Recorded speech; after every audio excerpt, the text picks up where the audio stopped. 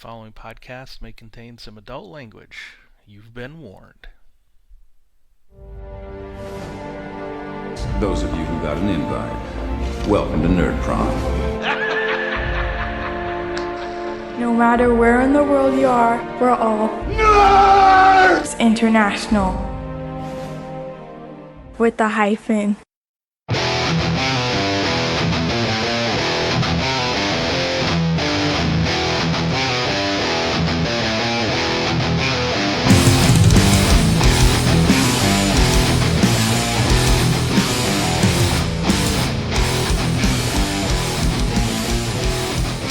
Welcome to Finding the Narrative, a Genesys RPG podcast. This is a show dedicated to the Genesys role-playing system from Fantasy Flight Games. A show in which we, your hosts, discuss all things Genesys from both the player's and a GM's perspective. I am Tony Fanning, and with me, as always, are my two co-hosts, Chris and Stephan. How are you doing, Chris? I'm doing really good, recovering from Cabin Con 2019. Whoop, whoop.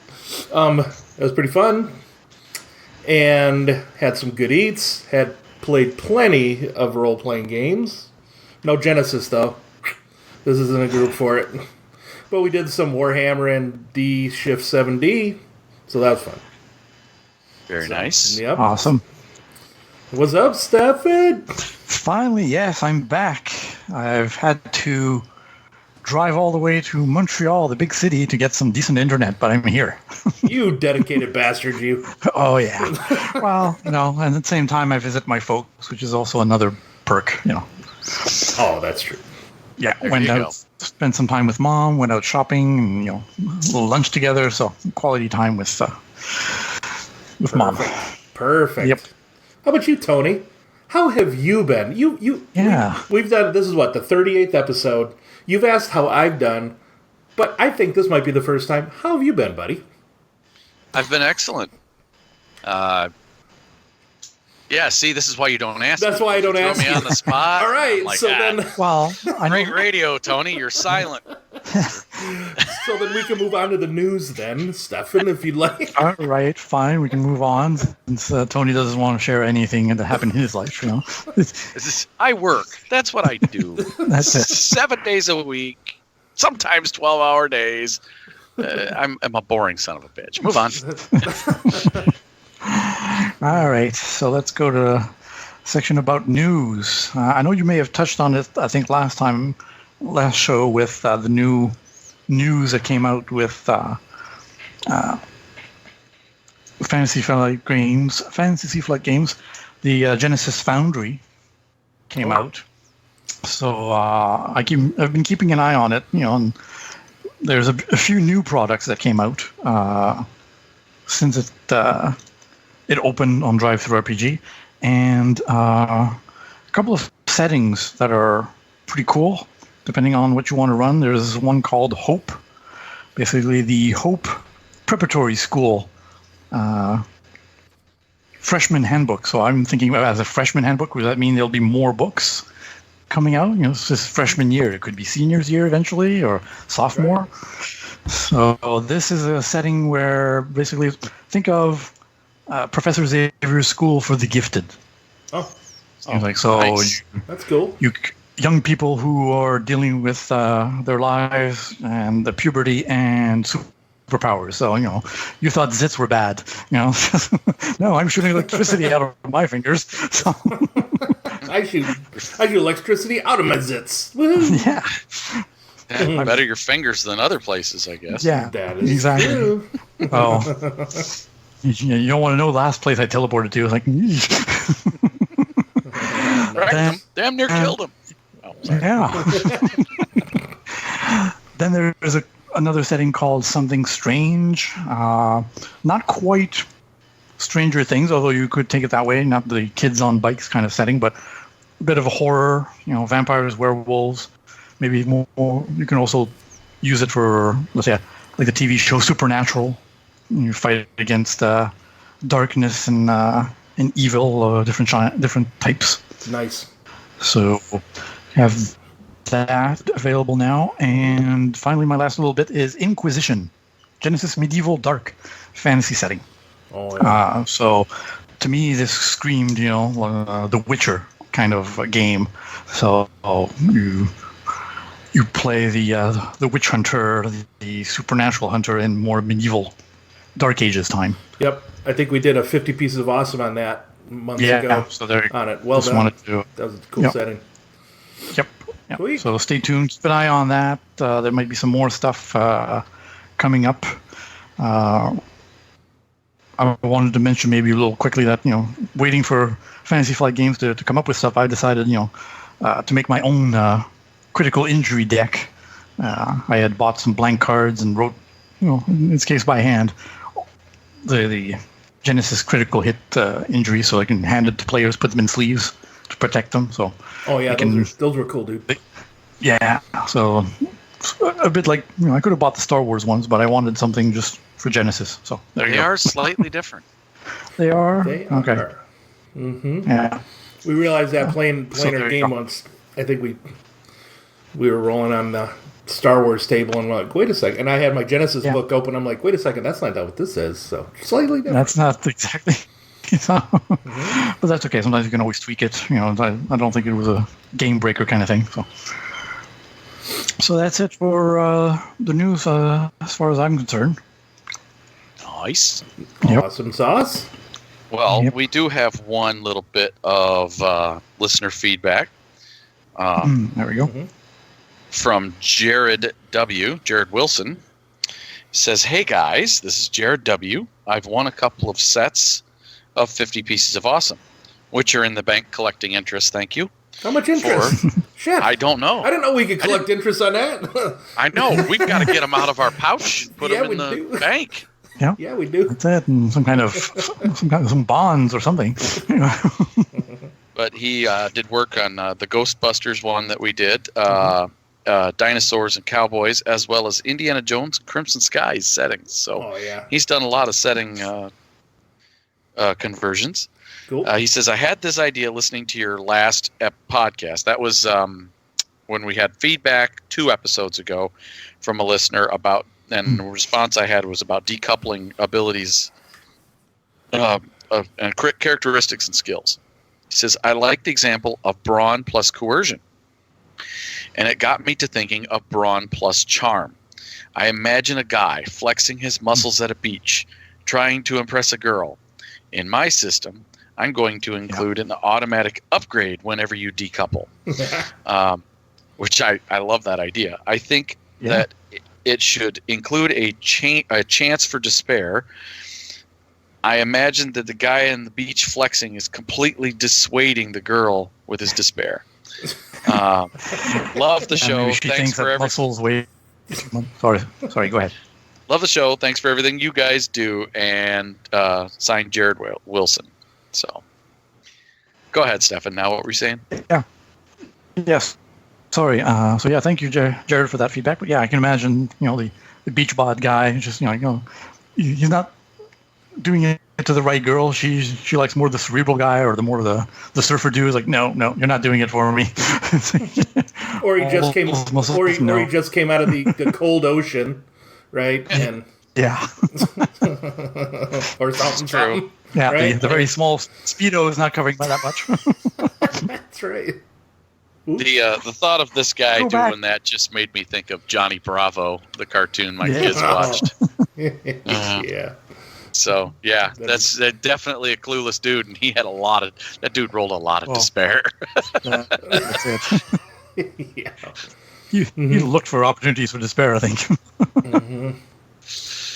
All right. But Jared, thank you for writing us. I appreciate it. And we like the idea of decoupling skills for particularly if you're going to decouple them and have them specific to your setting, like doing them differently, or even if you're going to leave them decoupled and apply it based on my suggestion, though, if you're going to do that, shrink the skill list down a little bit so that your approaches divide the way the skills are done as opposed to the broader skill. Not like you only need one knowledge. Your approach is where you're going to come from with that. So. Right. Knowledge brawn, of course. Right? I mean, Yeah. don't call him a musclehead for nothing. Right? Yeah. All right. Well, cool. Yeah, that was good. So that's the only listener feedback for this week because we got to get into it. But first, we need to award some 50 pieces of awesome, don't we? Yes, There before you go. we head on into our three-headed monster setting Brainstorm. Mm-hmm. That was the episode title, by the way, everybody. Yeah. Yep. Yes, we are going to be doing a setting Brainstorm tonight. Hey. But first, on to 50 pieces of awesome.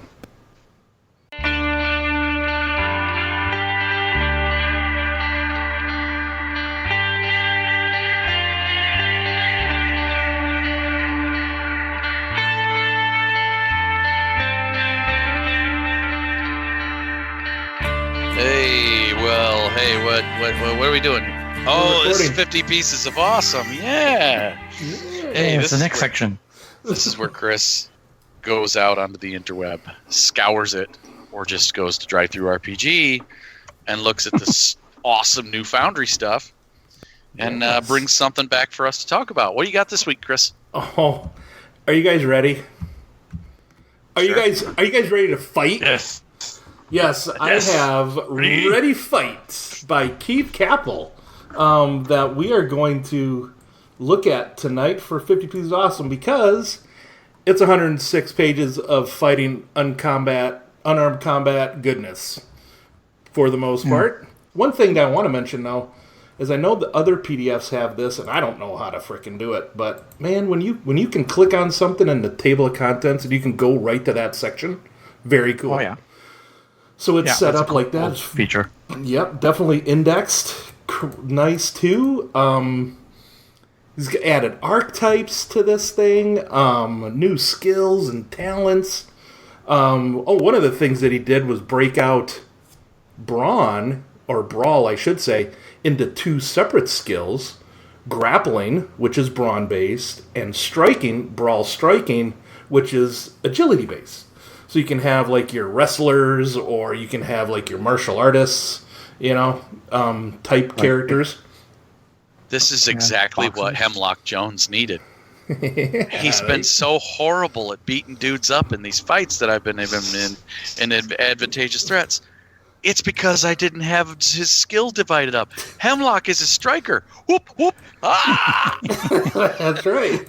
Yeah, so the archetypes here, we got like a professional boxer, a college athlete, a martial artist, a high school wrestler, which kind of, when I read that, I'm like, oh man, you could totally do kind of a Stranger Things or Tales from the Loop kind of thing as well, and there's your high school wrestler, that has like one rank in resilience. You could spend a story point to reroll any 2 dice from a single check.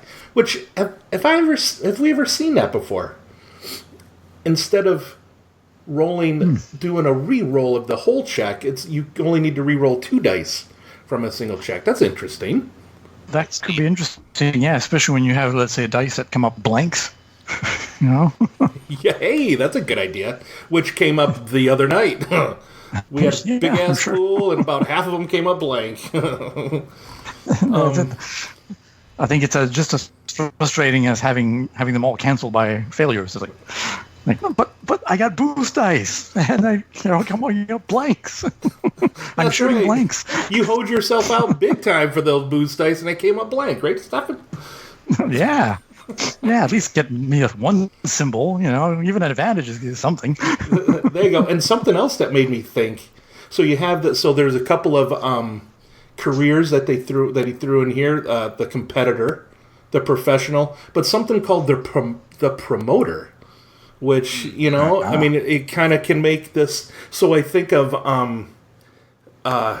having this crew supporting this fighter type. Right. One's a promoter, your face man, and they're going around the country or universe or world, hopping planets. Well, that's it. You're doing spy shit. You have your promoter, or me and Gene Okerlund. Hey, Mean Gene Okerlund? I don't know who that is. Well, that's... He was a promoter of the big wrestling federation in the 80s and 90s. Gotcha. And speaking of wrestling, he's got different settings to run this stuff in that he kind of created. One is a pro wrestling setting, which is pretty cool. There you go. I must say. And then The Kung Fu setting. Kung Fu setting. Hello. Yeah. Yeah. The Street Brawler setting and the Tournament setting. I love them. They're all great. Yeah, isn't it though? Nice. So on page, one thing that I want to mention, and this is interesting for those of you writing your own settings out there. There's a unarmed combat. there's a sidebar here on page 20 of this document talking about Genesis Core Rulebook talents, and he specifically calls out Deadeye and Hamstring Shot. So Deadeye is a tier 4 talent from page 79 in the core book that basically says you can use it as normal by substituting references to the range skill with this brawl and grappling or brawl striking skill. And in a Hamstring Shot as well, tier 1 talent, you could substitute the range weapon references to the kick, knee, or joint submission to unarmed weapons or something like that. So that's one thing to maybe keep in mind. Instead of writing new talents for your setting, see if there are talents that do what you want to do that you just need to reskin. That's... Yeah, from a different skill, going from range to personal or vice versa. Yeah, it's a good idea. Mm-hmm. Excellent. Yeah. And then there's a GM section with optional rules on running adventures and, using rings and cages or forbidden techniques, just all kinds of stuff that he's got in here, which is pretty awesome. And a guy looks like it goes for $9.95 out on Drive-Thru-RPG, and I've already picked it up. I picked it up day one. He announced today that it is a silver bestseller. It's reached that already. Already. That's great. Nice. Well, congratulations there, Keith. That's awesome. Yeah. So congratulations. Not only does he get congratulations for that, but we will now award another 50 pieces of awesome that he can put in his bank account and gain interest as well. Excellent. Learn from Jared. Yep. All right. So congratulations, Keith. 50 pieces of awesome to you. Shall we go over and kick off our next brainstorming session? Yep, let's do it.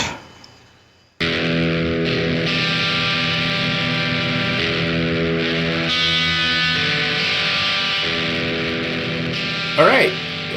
Welcome back to the Books of Genesis. I don't know where that came from, but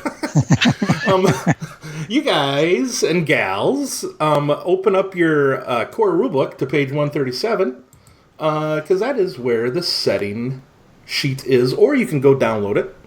You could pause, go download it off of FFG, and have it. So we're going to be using this as our guide to start brainstorming our setting here tonight. Yep. With this three-headed monster called the Tony Stephan monster. Wow. I would have preferred another title show, but this is more family friendly. So the Stephan sandwich show. Yeah, the Stephan three-way. So what? You could do that? No. All right. So where do we start, gentlemen? At the top of the sheet, we have the world, a base setting, genre, and tone. Do we want to pick a tone? Do we want to pick a genre to start with? What do you guys want to do? Well, last time we did kind of a mix of steampunk and fantasy. Yeah. Uh-huh.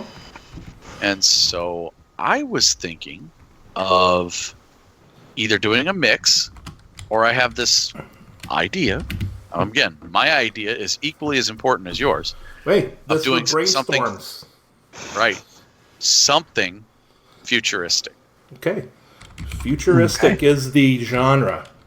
Right. Well, I had a couple of ideas that I wrote down a while ago. But if we're going futuristic For genre? For a genre. Well, what did you have for genres there, Stephan? What were you thinking? One was sci-fi, like very futuristic. The other one was, it could be sci-fi, but instead of going, let's say, with just normal races, human size, or going really big, going into a world of the small. You're playing insects. Interesting. So it's a small world after all. Yeah. That's my note. Yeah. I don't know. Ants and termites, like bees and wasps, scarabs, beetles, dragonflies, cockroaches. That reminds me of. It was actually, as I took my girls to it, there was this movie that came out a few years ago, maybe, I don't know, 5, 6, 7 years ago, where it was in that. It wasn't like Honey, I Shrunk the Kids or anything like that, but it was like they shrunk down into this fantasy realm of fairies and what. Do you guys remember that one? Yeah. There was. Can't remember what it was, but I forget the name of it. But yeah, one little kid gets shrunk down to defend the world, and then they've got the bad guys, which are very much almost like very cricket-like. Yeah, skinny cricket dudes. Yeah, for the bad guys, and he sort of goes through a telescope kind of device, but from the big end to the small end, that's how he shrinks. So anyway, nice. But I forget the name of that. So I can't remember the name of it. So you're saying like a universe of the small. Now, is this like small creatures, or is this people? Just they're all small sized. But instead of being people just like you and me, you actually play these bugs. Oh. You choose bugs as races. I don't know. I'm just throwing the ideas around. And my sci-fi setting it's a small world was after like all / a bug's life. Yeah. Basically, right? Yeah. Kind of thing. Okay, cool. The other idea I wrote down, which may not has nothing to do with it, with the bugs, was like a futuristic Pendragon setting. The legends of Arthur come back and got starships and mechs, but that might be too much like your primordial machina, which already has mechs in it. So. Well, I had two also. I had, like I said, the futuristic one, and I had a gritty crime world, where the setting is actually just a ginormous city planet, and it's like just riddled with crime. Okay. Now, those were my two ideas. Chris? Well, what about you? I was kind of leaning the sci-fi route as well. Might not have anything to do with that. All that I've been watching a shit ton of Stargate with my daughter over the last 4 or 5 months. No inspiration there. There's that. But what I liked about, and the fact that I'm getting jazzed about the Expanse coming up.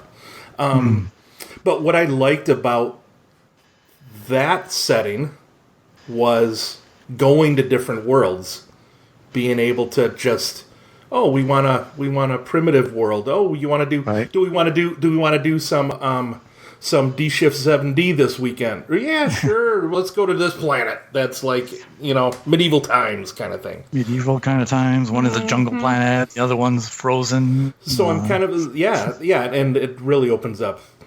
What if? Yeah. What if we have? Our world isn't really a world. What if our world is a tavern? Oh. That jumps between worlds. Oh, I like it. Interdimensional Tavern, yeah. A tavern that jumps between worlds. I love it.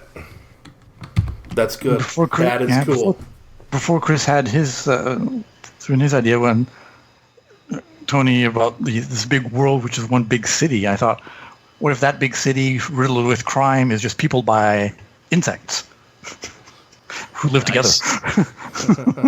Oh, no, that's awesome. I like that. Yeah, the gritty cricket detective and the femme fatale praying mantis. You're pushing this bug's life, aren't you? Yeah. I don't know. Just we can leave it be as no well. Dwarves, though, right? I mean, the closest thing to dwarves might be, I don't know, ladybugs with beards. Nice. Ladybugs with beards. Oh, shit. There's a character concept coming. Oh, that's funny. Yeah, But yeah, tavern, Interdimensional Tavern, Yeah. Yeah, I like that. which is bigger on the inside than the outside. Well, it's just basically, how the trope of here's a trope. You want to jump on tropes here every once in a while. Oh, yeah. There's a trope of the adventuring party. You want to do a serialized thing. Where do you start most adventures in the old D&D? You started in a tavern. Yeah, you do. Well, what if our tavern jumps between worlds? That allows us to start each serialized session of this in a tavern, the same tavern. There we go. And whatever that tavern has jumped to that world for, you're either wait that tavern's jumped to that world. The people in the tavern want it to jump to a new world. The only way to get it to do so to a one that is positive, maybe, is they have to find a something or someone and bring it into the tavern. That's right. Find a MacGuffin to move the tavern, right? But if they don't find it, they fail, and the tavern moves somewhere random, so it could go bad places. Right. Nice.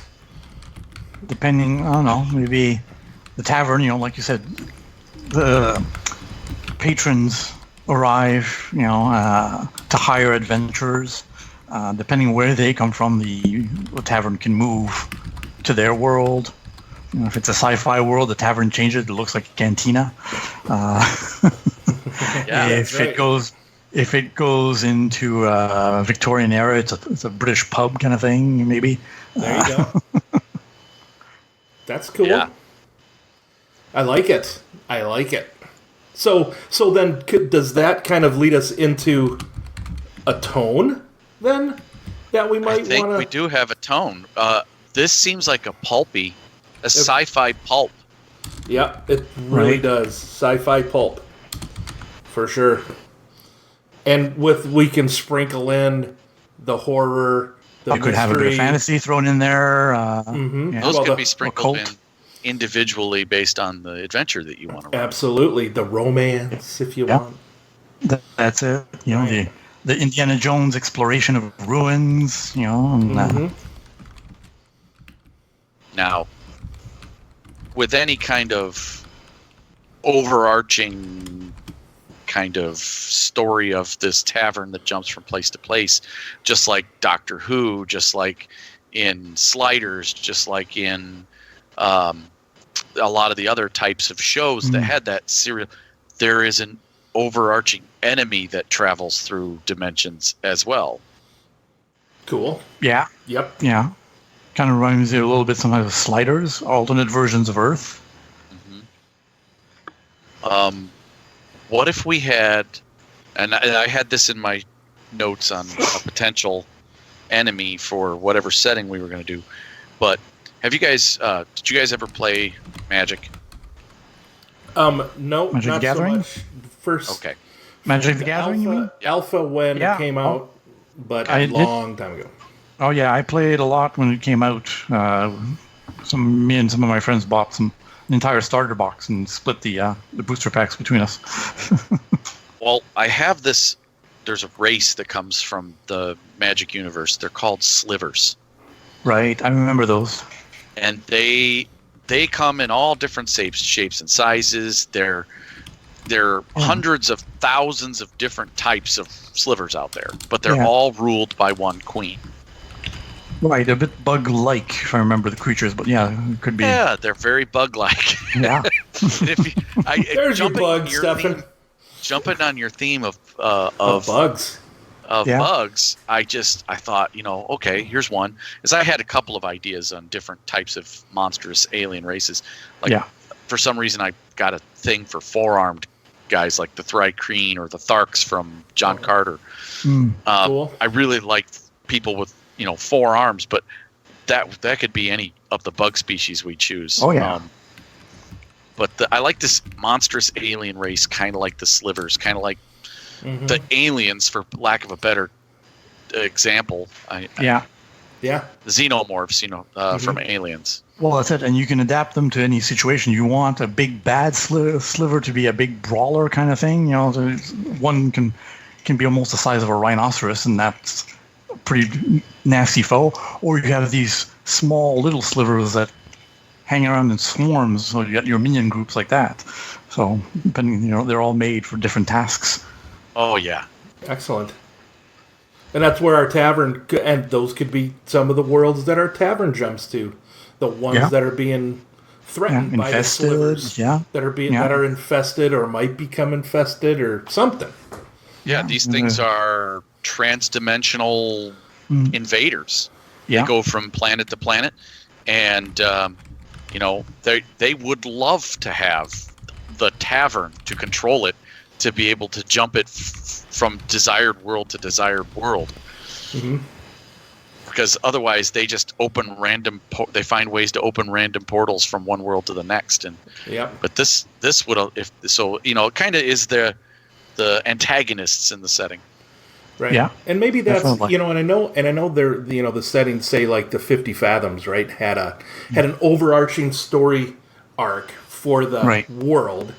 And, as open as we might want this to be, so anybody can do what we want. Maybe that's the overarching storyline for this, in that the reason why we're jumping between these worlds is to stop these slivers from building their own tavern.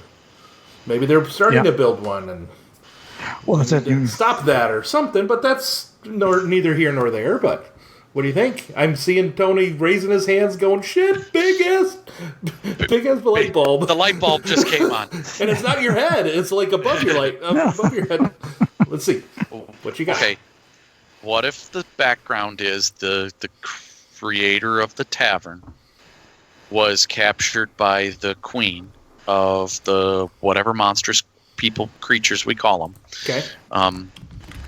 And she and some of her minions are psionic creatures. They have psionic mind-reading abilities. Ooh. And the guy who created this tavern, they stole his dimensional hopping secret.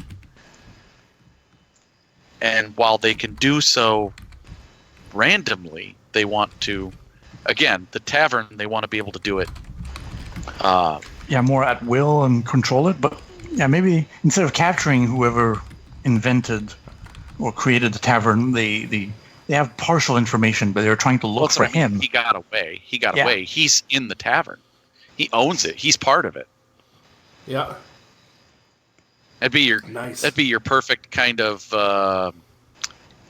mission giver kind of guy to have inside the tavern. The bartender. The bartender, the barman. He's the one who's handing out all the information, or at least we could just call him the tender. Yeah, barman. The tender.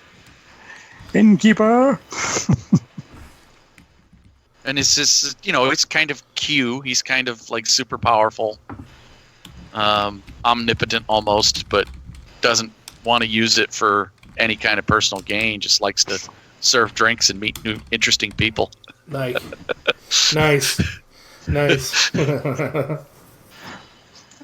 Kind of nice, but I think if he's there, it's like the players would say, well, why don't you do something about it? I would almost say, like, he's absent. No, he's afraid. No, he doesn't want to leave the tavern. That's the only place he can be where they can't read his mind.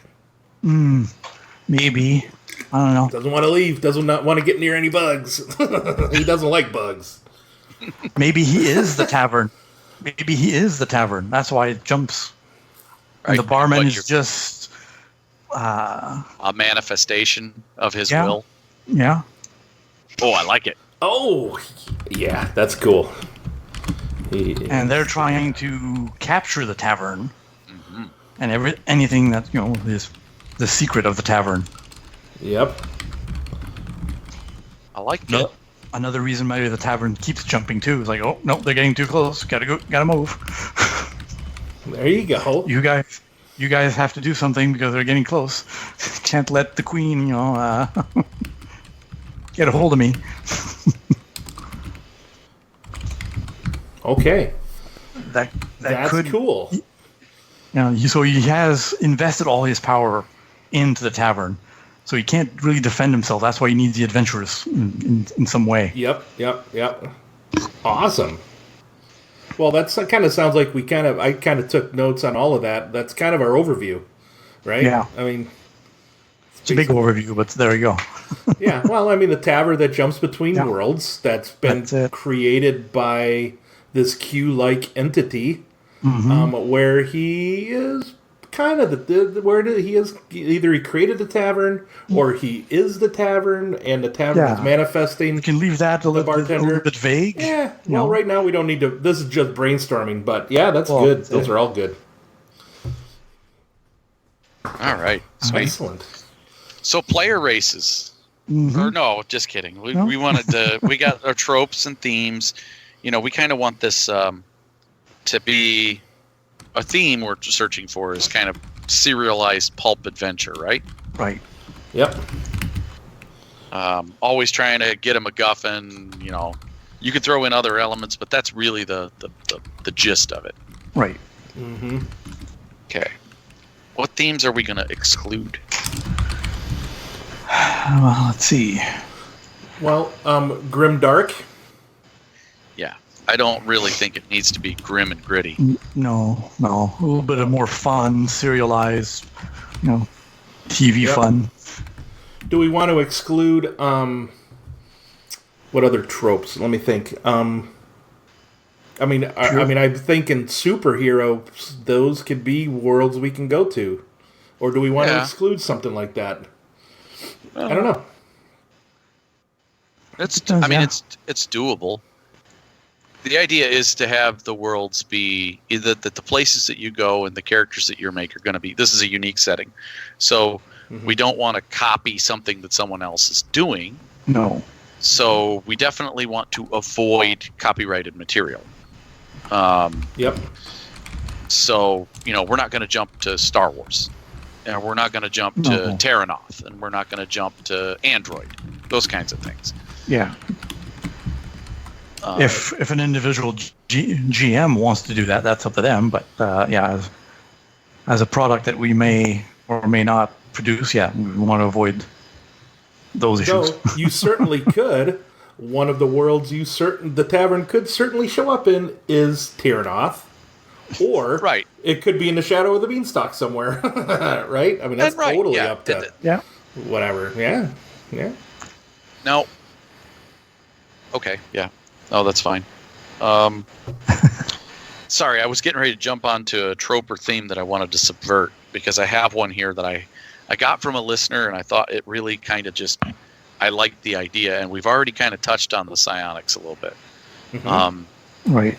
What if we were to have psionics be basically our magic psionics, and psionic combat could be done using retooling and subverting the net running rules from Shadow of the Beanstalk? Ooh. Subverting psionics to act. Yeah. Okay. To act like magic. And what are the not net running? What is it called? Is it called net running? Yeah, running. It's called running or hacking. Yeah, net running. Hacking in Genesis core, but so basically, you instead of having programs, you'll have defenses, just like the old psionics in D&D, where you had the mind wall, mental disciplines that allow you to attack and defend. Yes. Brain moles, you have to have the right defense in order to defend against certain attacks and things like that. Oh, yeah, I like it. Definitely. Cool. I like definitely. Need the old. I think they were called defenses, right? Yeah, defenses, attacks, and defenses.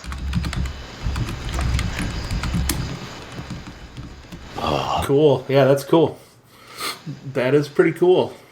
And now, are we thinking everybody has these, or everybody starts with something and through talents, experience points, whatever, they can improve them if they want to? I think we could probably just have it be a few careers that have Much like not everybody. Much like in Shadow of the Beanstalk, not everybody is a runner, but there's 3 or 4 different careers that could. There's 3 or 4 different careers that are good at defending, or good at attacking, or good at both. And you could even have ones that use their psionics like a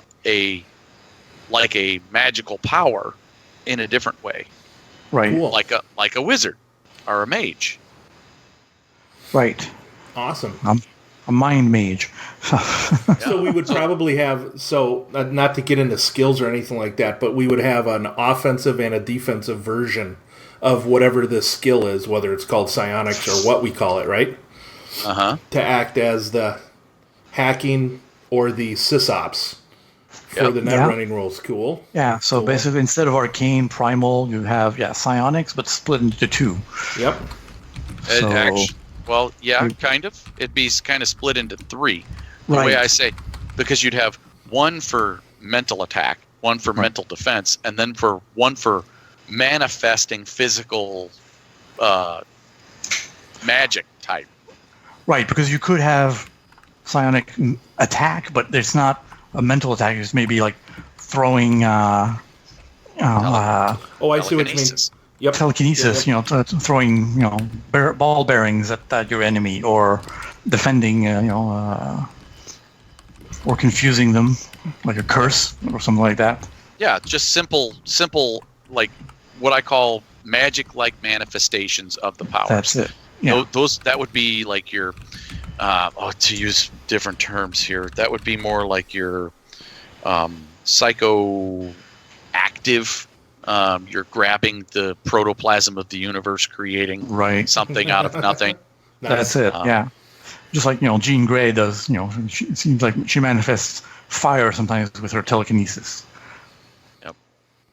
So well, that'll be with skills later on. I can discuss that later. Making a quick note of that. That's how we would. So that's a thing we're going to subvert. Anything else we're going to subvert. Kind of twist it on its head in a way. Let's see. Not that I can think of off the top. I think this is good. Let's continue. We're on a roll here. Yeah. Okay. So do we want to move down? So do we want to work on the skills? A skill list, or do we want to continue? Oh, go ahead. Oh, we could go into factions and organizations. Oh, yeah. Yeah. Okay. So we want 2 or 3, maybe 4 factions. We already have 2. We have the bar and the people in it. Mm-hmm. Mm-hmm. But maybe inside the bar there is a hidden resistance of people who don't want to work for the bar, work for the owner of the bar, the tavern, right? Or what do I call him? The tender, right? Maybe, I don't know. That might be a small group, splinter group, or an organization. Mm-hmm. Maybe. Yep. Yeah. So we've got at least those sliver beings, and the tavern. That's 2. Mm-hmm. Oh, the sliver group. Yep. I'll come up with a better term for now. Name. Yeah. I'll come up with a nifty Oh, that's name. all right. I'm good at that once in a The while. sliver hive, if you will.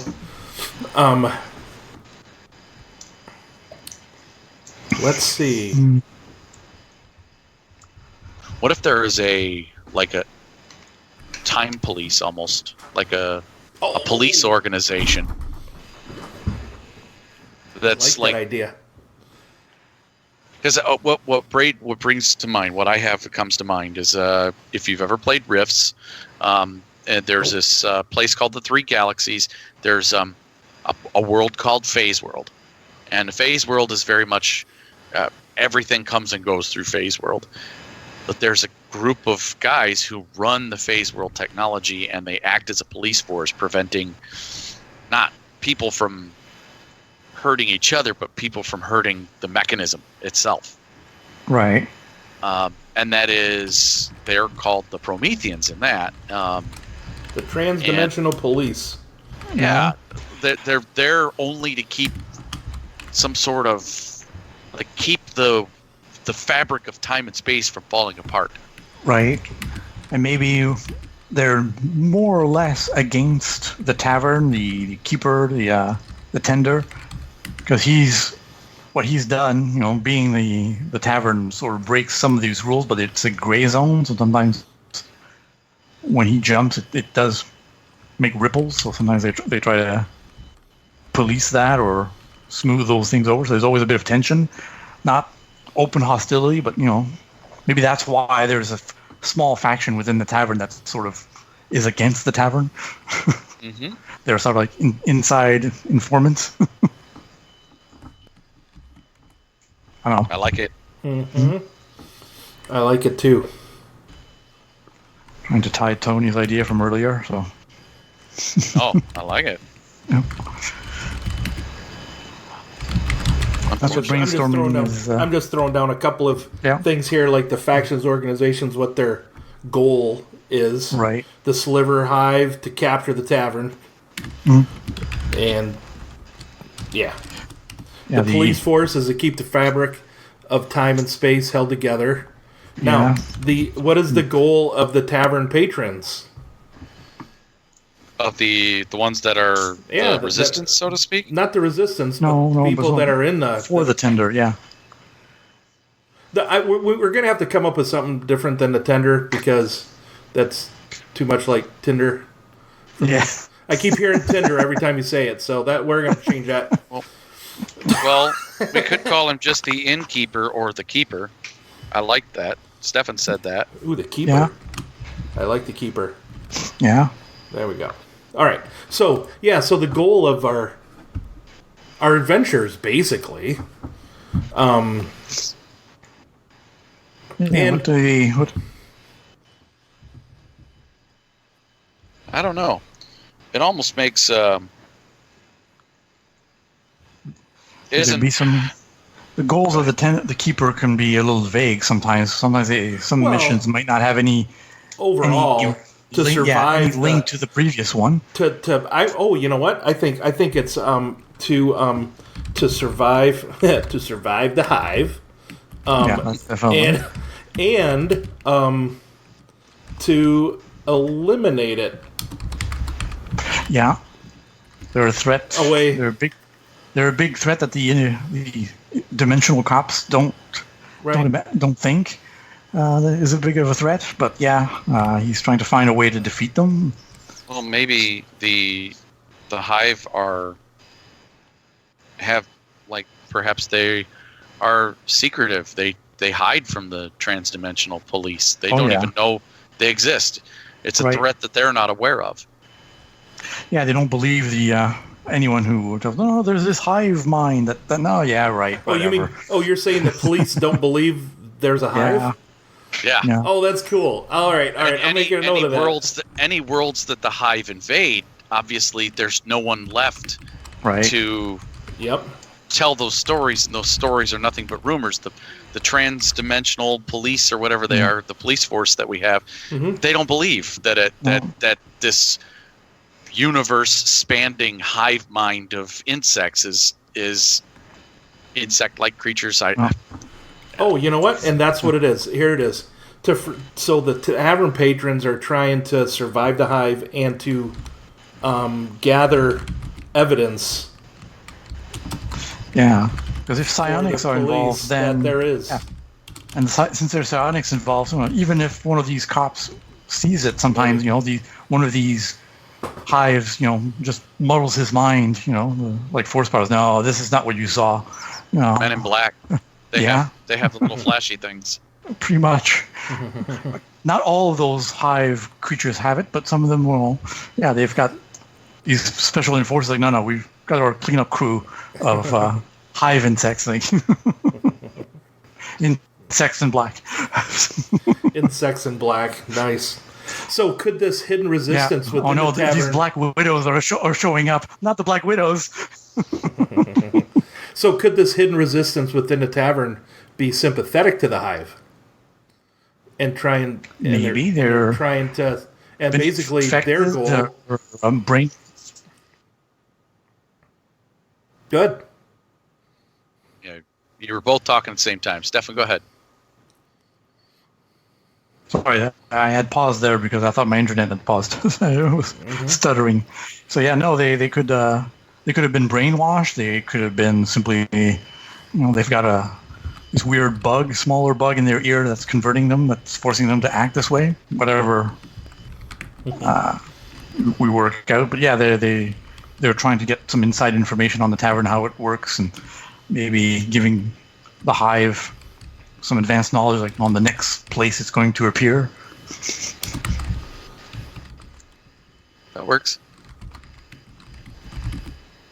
Maybe they don't always get message back to the Hive in time, but they try. Well, that's cool. So we have our 4 factions. Anything else? Well, 3.5, kind of, right? Yeah, 3.5. Well, that's pretty good so far, I think. I like it. All right. So, movers and shakers? Oh, yeah. The keeper. Of course. Yeah. The keeper. How about the police captain? Yeah, definitely one particular captain that's involved in a task force trying to... the police commissioner, right? Mm-hmm. Now we can just call him the commish. Yeah. Is that copyrighted? Maybe. Yeah, you think? The police commissioner. Well, the queen, of course. Yes. The Hive queen. And her various consorts that carry out her wishes, her generals.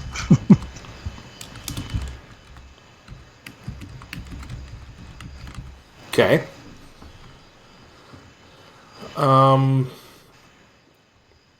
3 good? Oh, no, I want one more.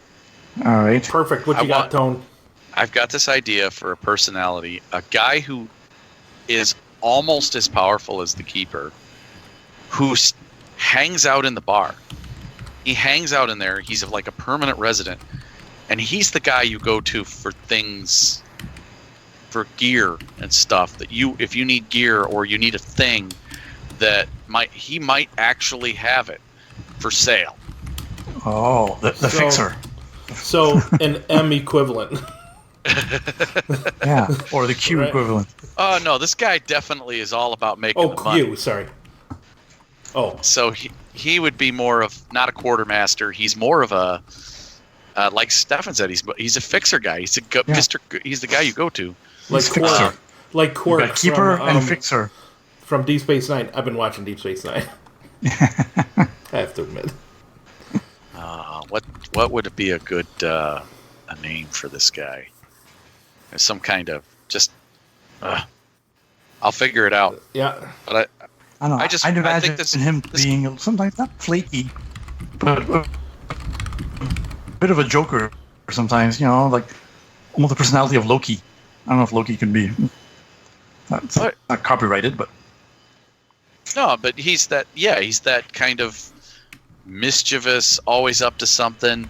May sell you something that's defective without you noticing. Those kinds of. He's always got something, his own agenda. Oh. And it's usually about getting rich quick and. So Quark was kind of a Greek. So Quark from. Kind of, but, yeah. Yeah. Oh. I just thought, calling him Puck, which is I think a Greek divinity of mischief and mayhem a little bit. Puck? Not necessarily evil, but yeah, Puck. Like it. Cool. So we got Keeper, the Commissioner, Queen, and a real Puck. Yeah. Like Puck the Fixer kind of thing. Puck the Fixer. Nice. Yeah.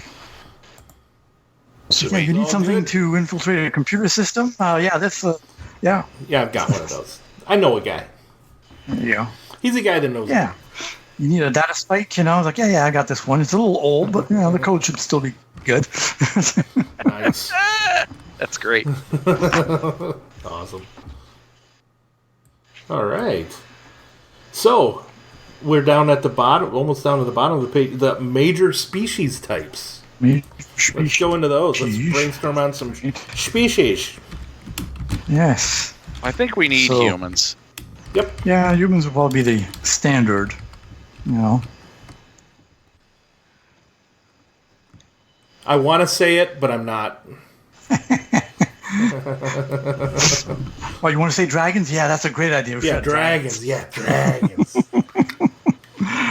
Or bugs. Oh, no, we already have bugs.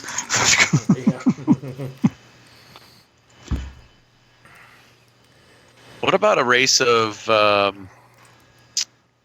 like, shapeshifters? Yeah. Ooh, okay. A little bit like in DS9? No. Liquid form, a little bit? No?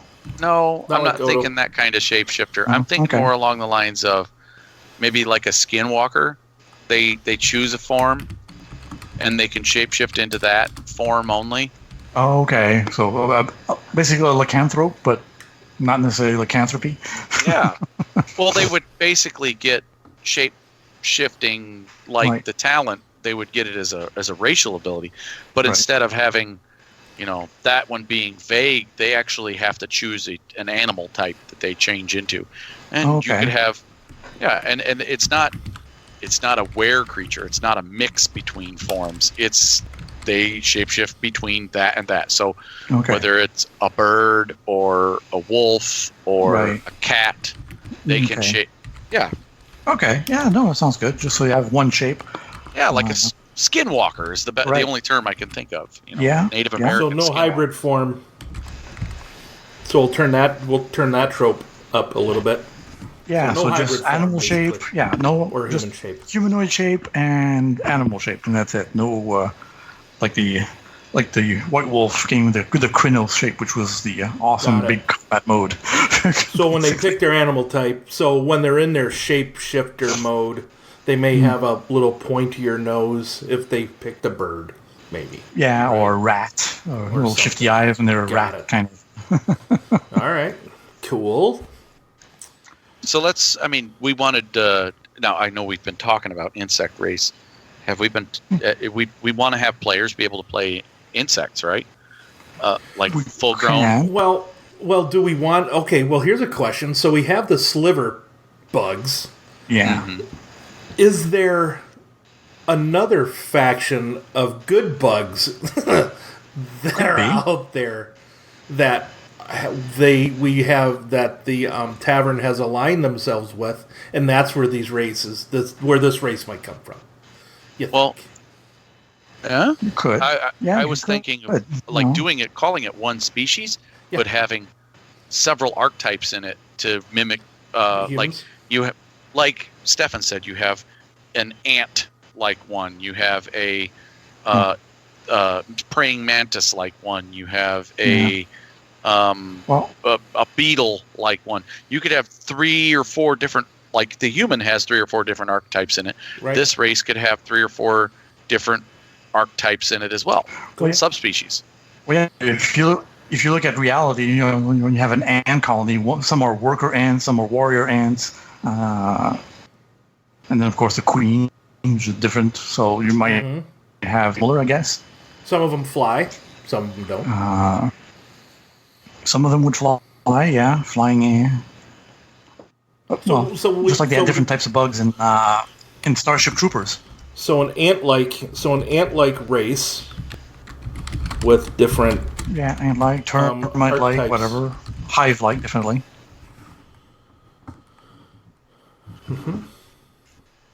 Awesome. And maybe the bugs that could be player races are not the sliver likes, but they're a common. Well, I was thinking the ant-like race. A bug-like species. Yeah. Where you've got your workers, but competing.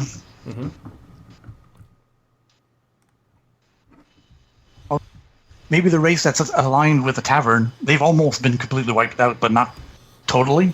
Okay. So that's why they're not as numerous. That's why they had to ally themselves with the tavern, because the slivers, for lack of a better word for now, took advantage of them. Maybe a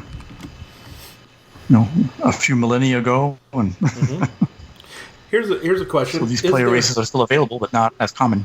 Okay. Is there a race that the psionic ability has evolved from? Now, I know you mentioned like the Sliver Hive, they have the psionics, but Yeah. is there a specific race other than that may specialize in psionics? We could have one maybe of our... a Or is race. it just the humans, or is it maybe just the quality of the humans? Go ahead, Stephan. I was thinking if you're going with the bugs, maybe it started with with like a praying mantis kind of creature that's learned how to master mind and body, and then taught other races, including humans, how to do it. Cool. So we'd have basically more than one insectoid race that's a player race. One that's specifically a psionic one. Yeah. And we could have them be praying mantis-like. I like that. Call them mantids or something. Mantids. Yeah. The Prius. The Prius? I don't want to drive one of those. No.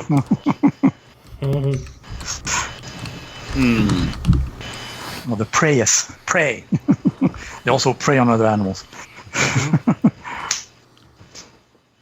Maybe so the Prius are almost like the intellectuals. You've got a beetle, which is almost like the laborer kind of human template.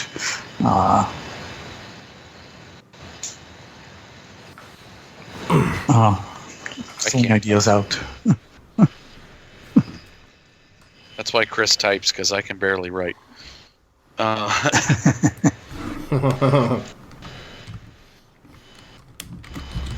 right.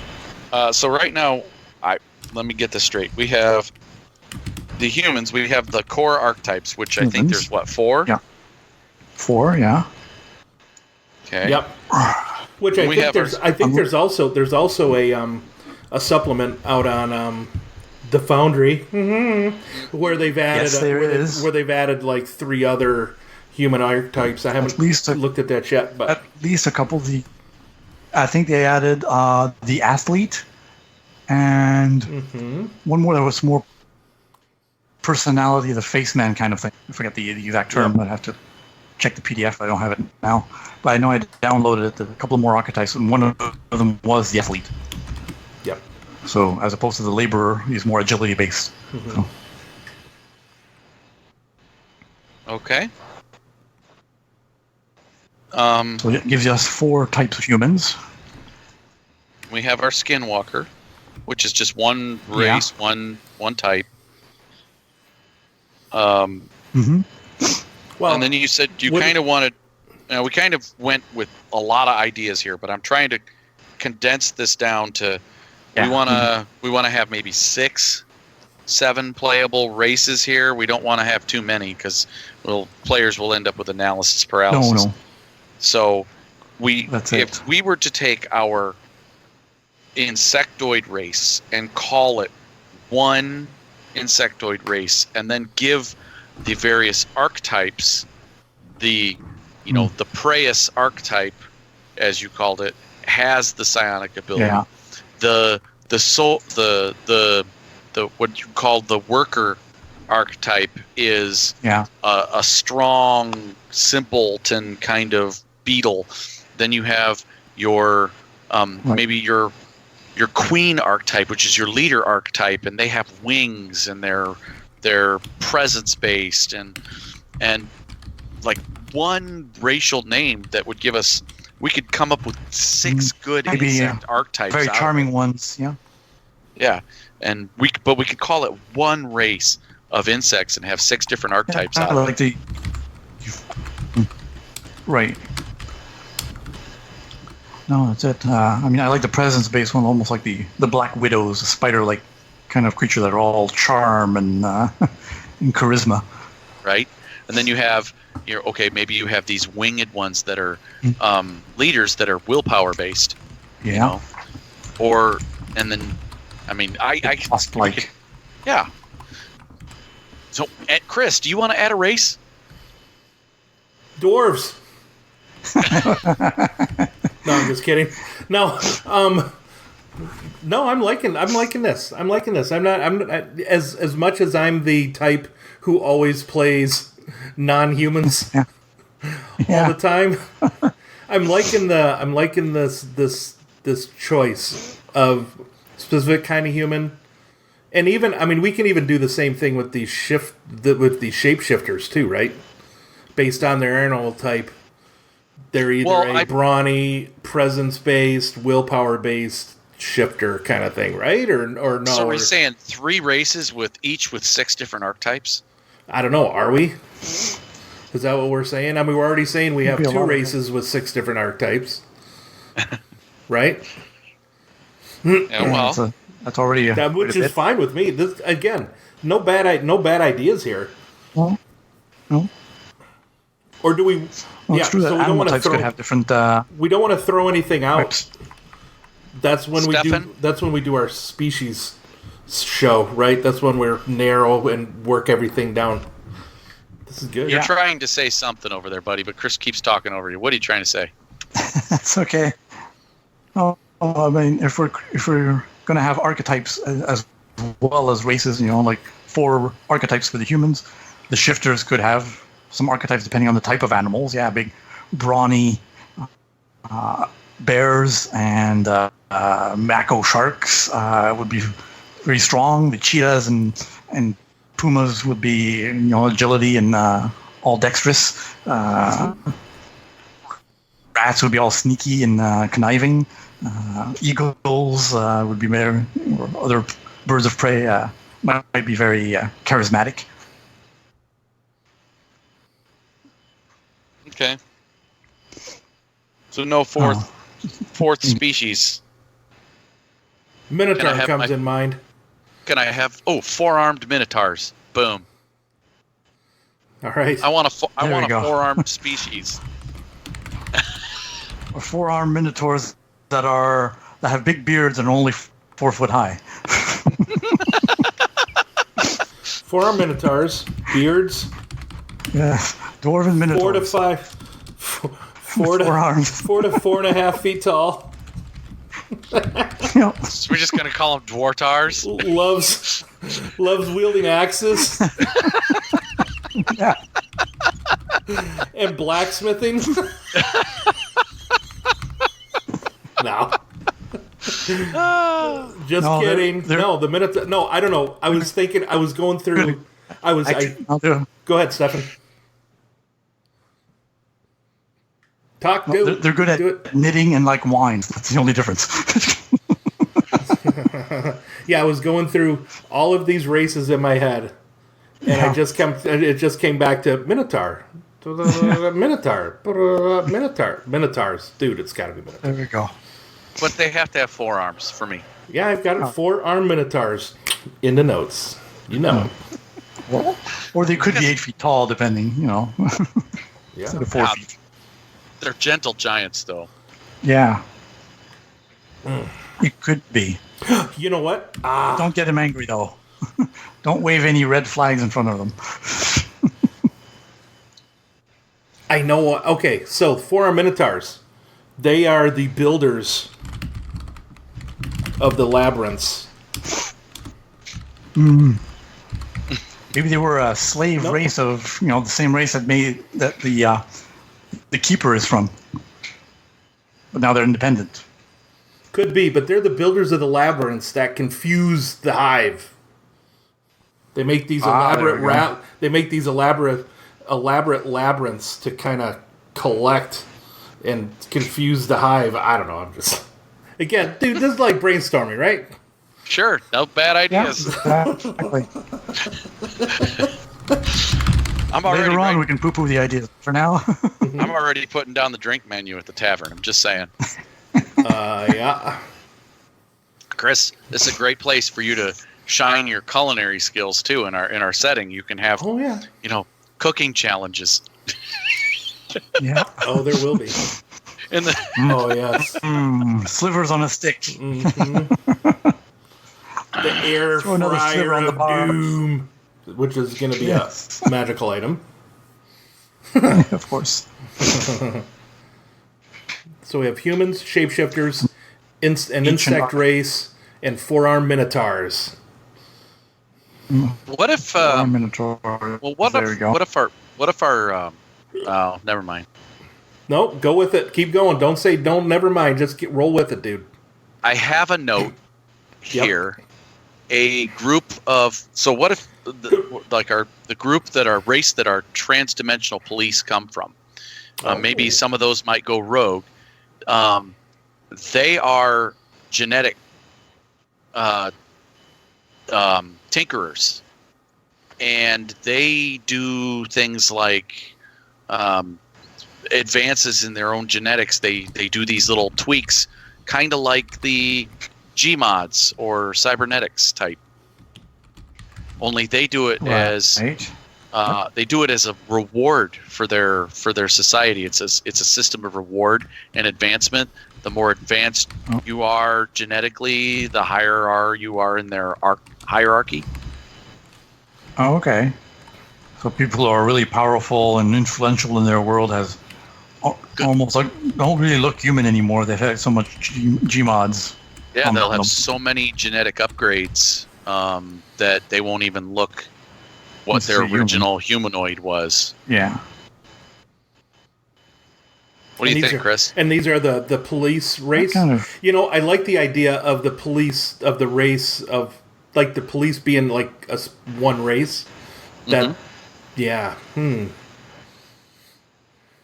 I like it. So, That's and cool. you know, that way we could have a basic one for a player character if somebody wanted to play it, but then we could extrapolate them out for adversaries to have the police force, the transdimensional police force, have all these cool genetically modded police, so to speak. Right. You know, sure. Yep. that sounds cool. This officer has a biocannon coming out of his left eye. Yeah. Nice. They're just thinking outside the box here. Yeah, But I don't know. I just have an an idea of an organization that rewards its members with genetic upgrades. That's what I have this thought of. So, but that could be biotech is their heaviest technology. Yeah, their most advanced technology. Well, let's talk technology. There's a little side note here on the setting creation sheet. Yeah. The technology level. I think we would have. Unfortunately, I think we have any. Yeah, pretty much. I mean, it could go all the way up to sci-fi kind of technology. If we're talking biotechnology and cybernetics, then we've got psionics, so psionic technology. Do we have magic? No, psionics are our magic. That's the magic, right? Psionics is the magic. But we could have psionic tech. We could have some that mingles with people's psionics, maybe enhances them in ways that, like, very much like implements would work. Oh yeah. But and then we have some biotech that we're going to do. But otherwise, we're going to borrow from all the existing levels of technology from all the other existing Genesis games out there. You can use any piece of equipment. Yeah. Right. Fantasy through sci-fi. Sci-fi. Yeah. Yeah. And anywhere in between. Well, that's it. Weird tech and. I mean, especially if we're going to. And that's because jumping to these different worlds, right? Well, yeah. We'll have all that stuff. There could be a steampunk. I don't know. Maybe this blasted world that's steampunk based. Yeah. Have mechs that are primordial machina, right? All of that. Crossover, that's right. Yeah, this is our crossover crossover episode. Yeah. Well, I mean, you look at, Stargate, the whole series of TVs, some of the technology that the Gaul use, like, it looks like jewelry, but it's so advanced that, it looks maybe a magic for anyone else, but it actually is technology. Yep. It's just so advanced that it looks like something completely different than what we use. Cool. Okay. So I have listed here psionics, psionic tech, biotech, and then fantasy through sci-fi. Mm-hmm. Yeah. Cool. Yeah. All right. We need skills, home slices. Yeah, we do. Yep. Let's do our skill list. Our skill list. Well, at least we need specific skills to the setting. And I think, particularly, we don't have to do the full skill list. We can do that Right. later if we want to. But we already have decided that our psionics is going to be divided into 3. Yeah. So 1 is going to be psychic attack. Yeah, it's almost like psionics in general, and then 1 will be mental combat, mental assault, combat, and mental assault, defense. and mental assault, and mental defense. And that can only happen when you encounter someone who actually has ranks maybe in actual defense and attack or assault. Now, So we'll say that again. So we have psychic attack. We have psychic defense. I Yeah. think what Steph, I like Stefan's words: mental assault, mental defense, Got it. Okay. and then we just have our straight up psionics. Psionics for the things that affect the real world in general, just like spells would, Or creating psychic blades or stuff like that. Yeah, blasts to throw your enemies around, telekinesis, creating levitating stuff. Or So mental assault. For some reason, I find that presence or cunning. I would say maybe willpower. Your Well, forces. defense is definitely willpower. Yeah. Assault would be presence, maybe more presence based. Your force of personality, Yep. and psionics, your intellect, just your knowledge of how to work your mind, and over your reality, your surrounding reality. Yeah. Mm-hmm. I like that. I like that a lot. Yeah. Okay.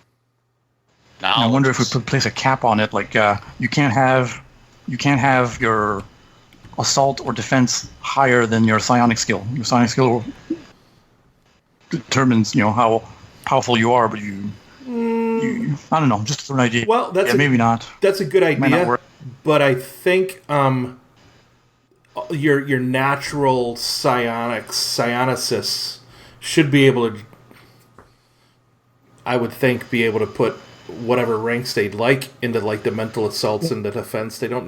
They just kind of have a knack for it, if you will, right? Right. But Right, no, you know what? okay. But I think the psionics. Well, what knowledge skill would we have to if we're going to be using this like the magic, right? So we kind of need a knowledge skill or something, like you said there, Stephan, that limits their power in a way. So like Blast 2 would be linked to what? Yeah. Is that knowledge psionics? We would. Or Uh, knowledge cosmology, knowledge mentalism, knowledge. yeah. Kind of, I don't know, knowledge. I'm going to say Knowledge- philosophy, but not really. No. Mysticism, knowledge mysticism. Yeah. Cool.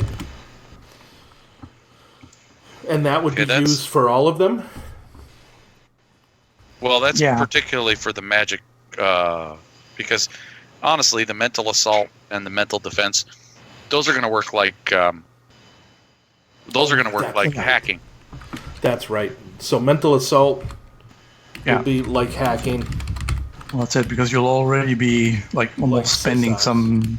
Yeah. Yep. So instead of spending money to get programs, you're spending maybe XP to get these mental programs. The equivalent of Codegate to protect your mind, or Yep. Great Wall, and the equivalent to attack, like Femme Fatale or whatever. Just reskin them to to attack your opponent. We wouldn't have to spend XP on them. We could have them No. be mental disciplines that are taught. And would they, you'd have to learn them from a mentor, and in order to do that, you got to pay. Yep. And True, the number you can have might be limited by your linked score, right? Yeah, by the skill itself. Yeah, your knowledge, assault, mental assault would be the number of assaults you have is equal to what you have in presence. The ranks you have in presence, maybe. I don't know. Just throwing it out there.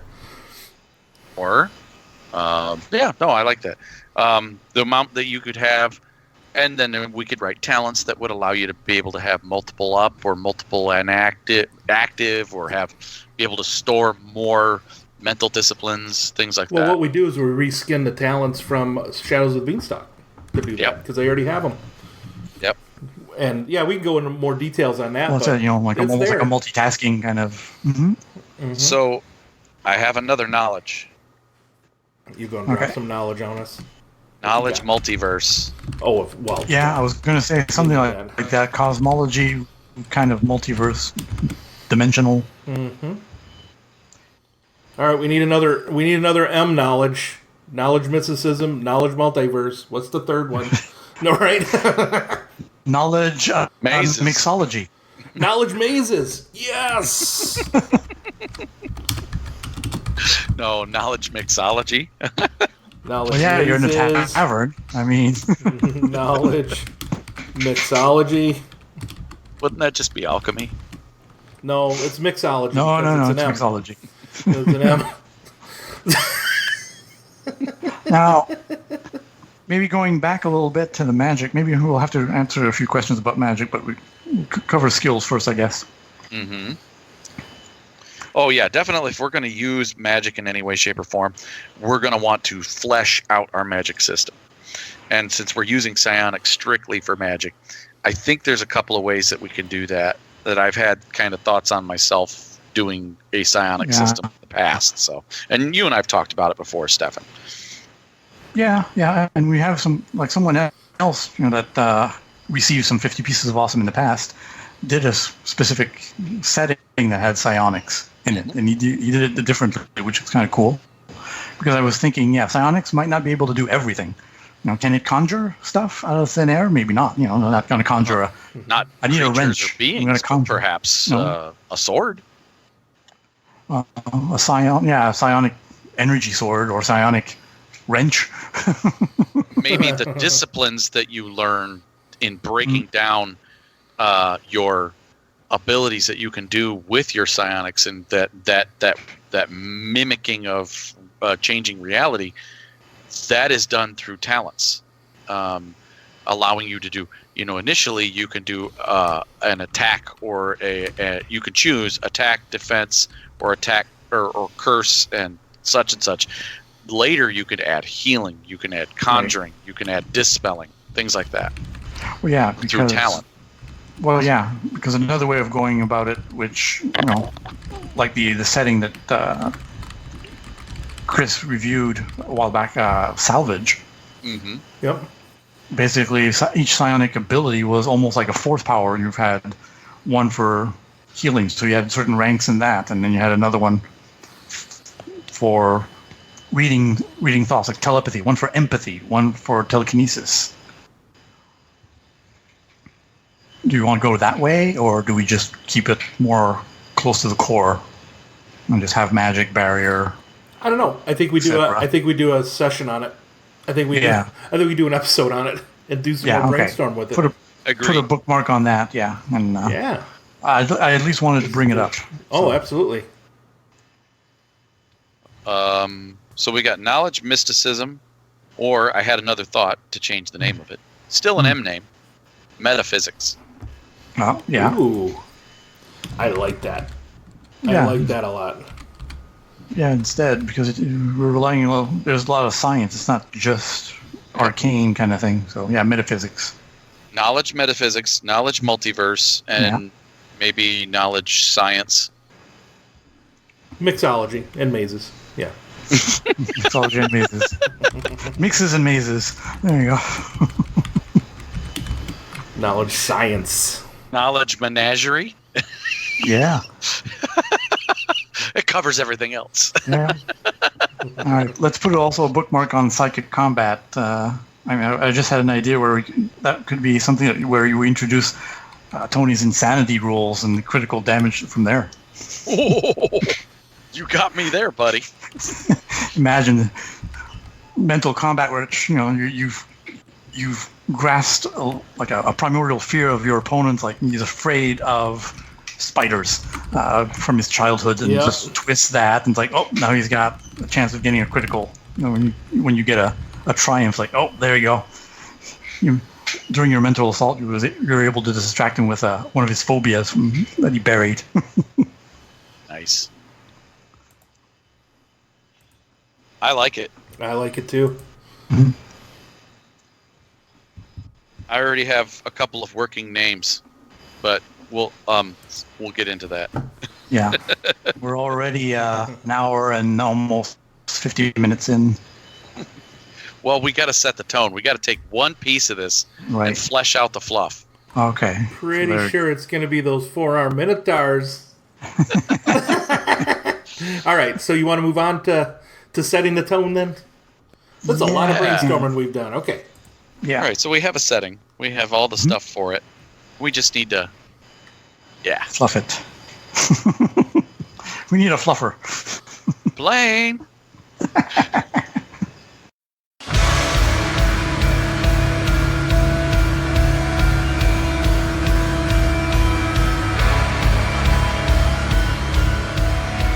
Welcome to Setting the Tone. This is where we normally go to one of the books of Genesis and read a bit of the fluffy bits. But we are going to flesh out here on the recording the first fluffy bit for our new setting. And in the downtime, we came up with a name. So we're going to start with the name and then a bit of the history of the tavern. And the name of the tavern is, drum roll please. You got it? The Epsilon Eclipse. So we'll call our setting Tales of the Epsilon Eclipse. Cool. I thought it was a cock and bull. You got overruled, Stephan. Overruled? All right, fine. That'll be one of the drinks, though, for inclusion. Right. History, drink list. We'll have another one called the Cowpoke. Food list. Sorry, the menu, I should say. Menu, so we're going to go over that too? Drink list. We have a drink list. We have first one is the cock and bull. Yeah. All right. Anyway, sorry.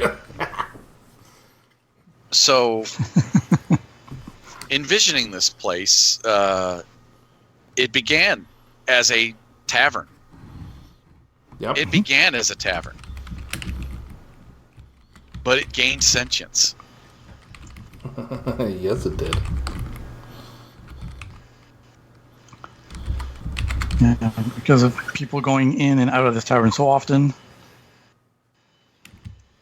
Well, and the tavern began in a world that was heavily populated with people with psionic energy.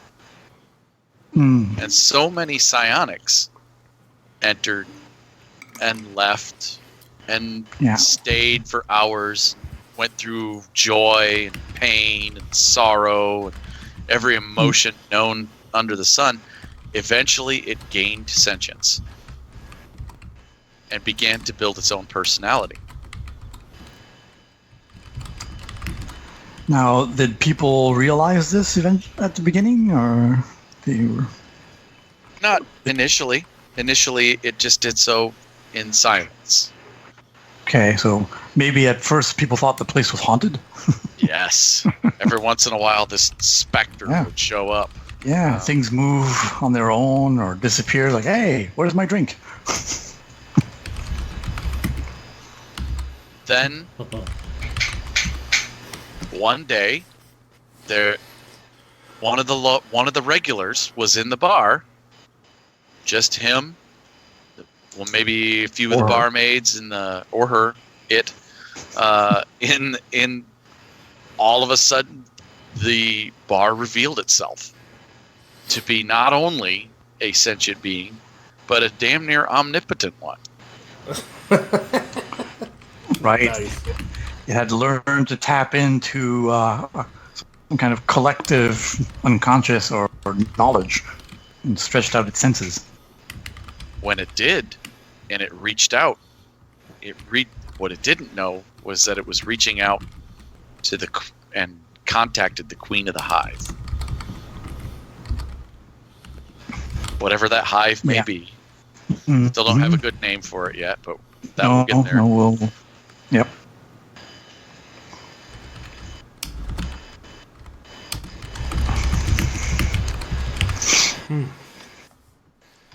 I like it. Now, over the centuries, the eons, it has only grown more powerful, but so has its enemy. And in the process of jumping, when it first jumped to a world, the first world it jumped to was a world of order. The world of our genetic splicers, the police. The first world that the tavern jumped to would be their world. And they weren't keen on this thing just willy-nilly jumping from world to world. Yeah, she's something that wasn't controlled by them. So they placed upon it a kind of what would be I don't know, thinking a tracking system or maybe a series of guidelines, agent inside that it had to follow. What do you think? TDPS, transdimensional positioning system. I don't know. What do you think? This is just spitballing here. Oh yeah. Well, I'm just writing it all down too. So right, yeah, it's your job. You're the scribe. Basically, a psychic LoJack. A psychic LoJack. So they could put on it a psychic LoJack. So that the tavern and its inhabitants could be traced across the megaverse, and their meddlings could be monitored. Yeah. But sometimes the tracing doesn't always work because sometimes there's maybe interference, so sometimes it takes time for them to find the tavern again. Once in a while. That way you don't have those policemen always breathing down your neck every time. Now, over the years, the bartender passed away. The barmaids that were in there passed away. But the singular patron chose to stay. And that's the patron that we have that has his shop basically in one corner of the bar. Puck. Yeah, Puck or our friend there, Puck. Puck the Fixer. Or Puck the Fixer. The Fixer equivalent. Yeah. The arranger, the Mr. Johnson,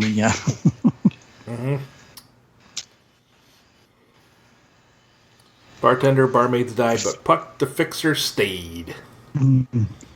And maybe there still seems to be barmaids and barmen and the bartender, but they're all constructs of the tavern.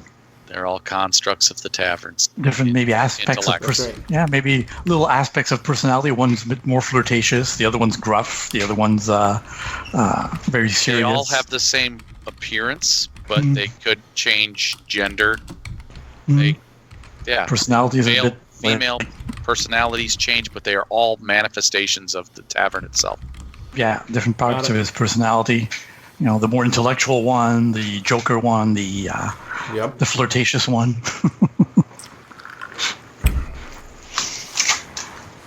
A bit like the emotions in the animation movie there. They call it... I know what you're talking about. Inside Out, I think it was called. The girl, has these emotions: anger, happiness, sadness, fear, and disgust. Nice.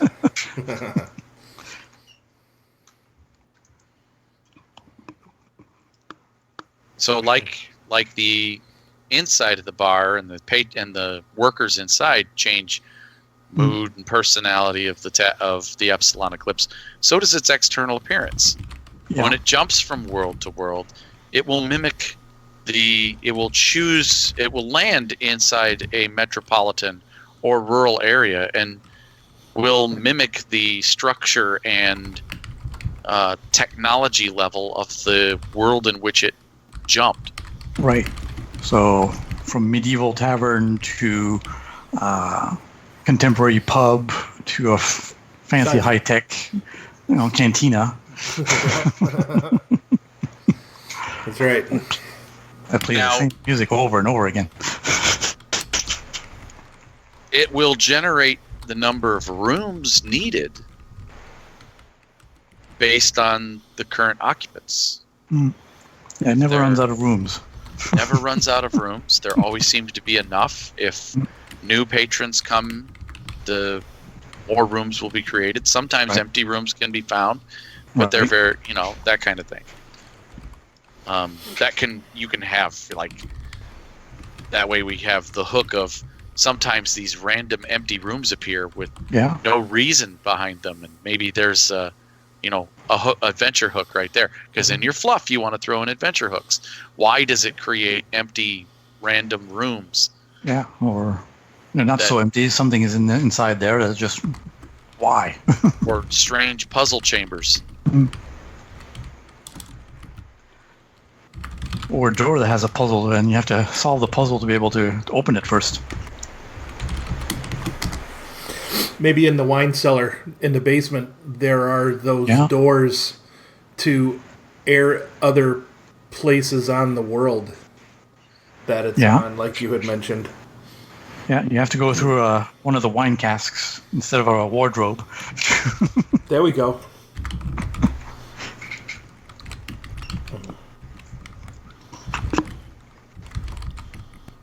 All right, that's cool. Then, you could have a bit of fluff here, a bit of history. One time, the Epsilon Eclipse got a cold. It was very messy. Patrons had to evacuate, and is the only known time that Puck ever left the bar. Oh. The one time the Epsilon Eclipse got a cold, Puck they left for the first and only time ever. There we go. Well, that's it. Nice. It was a very, very, very big mission of trying to find the proper medicine to clean up the tavern.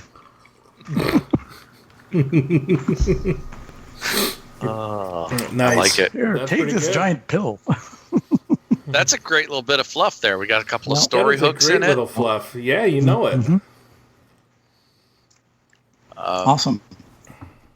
And we can, we've got all kinds of foods that it can serve. We can drink menus the hoo-ha. Yep. In fact, I want a drink called out and the they can hoo-ha. change depending on the word. All right, a drink.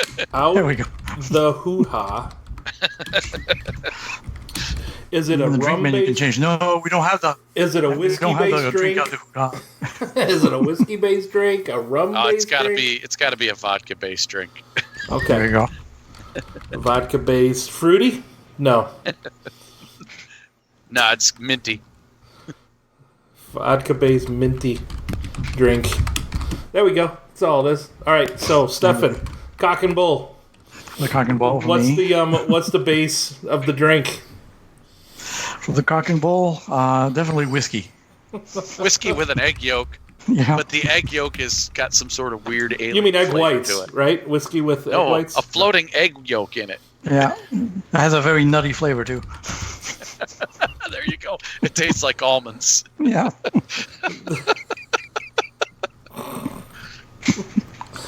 That tastes.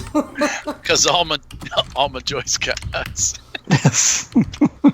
Almonds. I don't. They were a lot. They taste a lot better with the chocolate around them. Wow. Holy buckets. Gee. Chris, you got to add a drink. I do, don't I? Yeah. Yeah, you get to nominate a drink. We're going to call it the Epsilon Sour. The Epsilon Sour. Sounds good. Yep. Gin-based? Nope. No? Grain alcohol-based. Ooh. Oh, no. That'll clean your insides.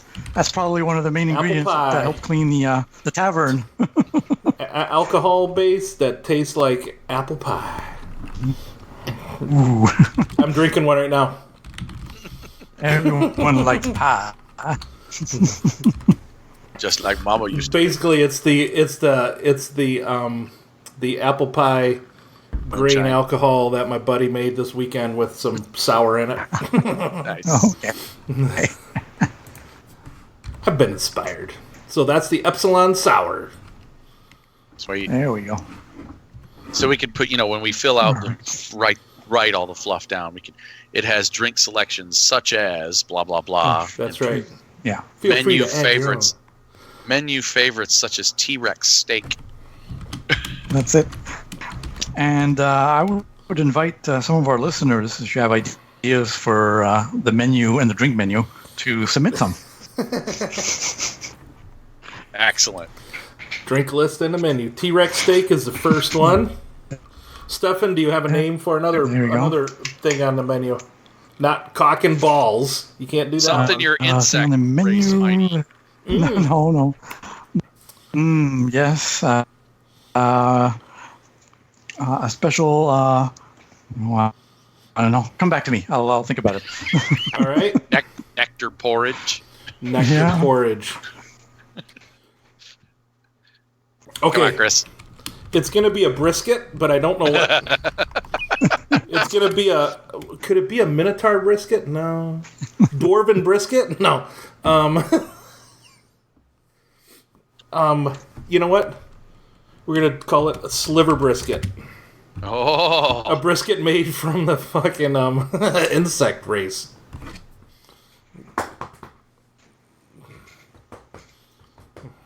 All right, Stephan, you got one? It could be a dessert. It could be a dessert. It could be an appetizer. It could be a soup. Actually, I just thought just something you have at the end of your meal. Not even lotus tea. Nice. Lotus tea. It's popular amongst the psionics because it sort of refocuses their attention. Nice. Maybe it helps recover strain spent on psionic powers. Yeah, a little bit. If they don't have strain, it could give them a temporary boost die for just a little while. Well, of course it does. Well, Because it's your drink. It gives you. It's called the blue lotus. It's a pale blue flower. Lotus. Oh no! Blue That's a tea. dessert. No, there's a dessert called the Blue Lotus. Oh, there you go. The Blue Lotus sherbet. The Blue Lotus sherbet. There we go. Or how about the Sorbet. Blue Lotus booster cake? Yeah. No, the sherbet. Because if you eat it too fast, it gives you a psionic headache. Eat it too fast, it gives you a psionic setback. Yep, there you go. Psionic headache. Ow! Brain freeze. gives your opponent the boost die to mental assaults against you. Nice. You know I'm making notes of that, right? Yeah. Eat it too fast. Popular with the. Okay, so Lotus tea is popular with the Psionics. Regen strain. Yeah. The Blue Or Lotus gives a boost die. No, if taken too quickly. Blue Lotus sherbet. Psionic headache if you eat it too fast. Maybe when you do consume it, you have to make a resilience check to see how because it's so good you want to eat it fast. Oh, there you go. Yes, discipline check. Yep. Discipline or resilience? Yeah, discipline makes sense. Yeah, discipline to not eat so fast. No. Or discipline or cool, I guess right now. I'm just kidding. I don't know. There we go. All right, there we go. We started a menu. We got a drink list. We have some history. Yep. Some NPCs. key NPCs. Some excited daughters yelling in the background. Some excited daughters yelling. That's awesome. Some kids. Well, none of my daughters, anyway. Not that I know of. You have daughters? Well, not that I know of. Alrighty then. So we want to put a cork in this tone setting that we're doing? Yes, so yeah. And are we going to do some advantageous threats? It's getting kind of long. I think we could. Yeah. Let's do it. Oh, yeah. Let's do it. All right, so we'll do it. All right, let's do it.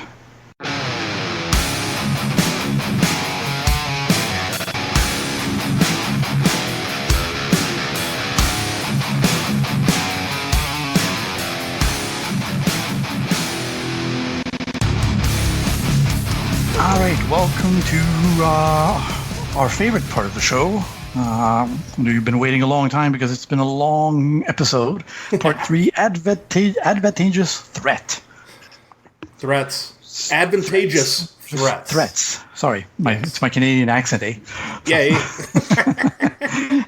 So this is where we set up a little situations and for each one of us, and the other two try to trip up the other person, and then we resolve the rolls. Cool. So we'll start with Chris.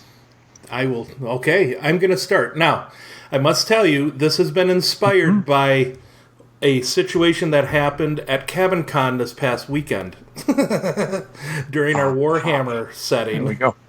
So, Zszree, a greedy human outlaw in a gritty fantasy setting, is trying to sneak onto a farm to steal a bow from a recently deceased houndmaster.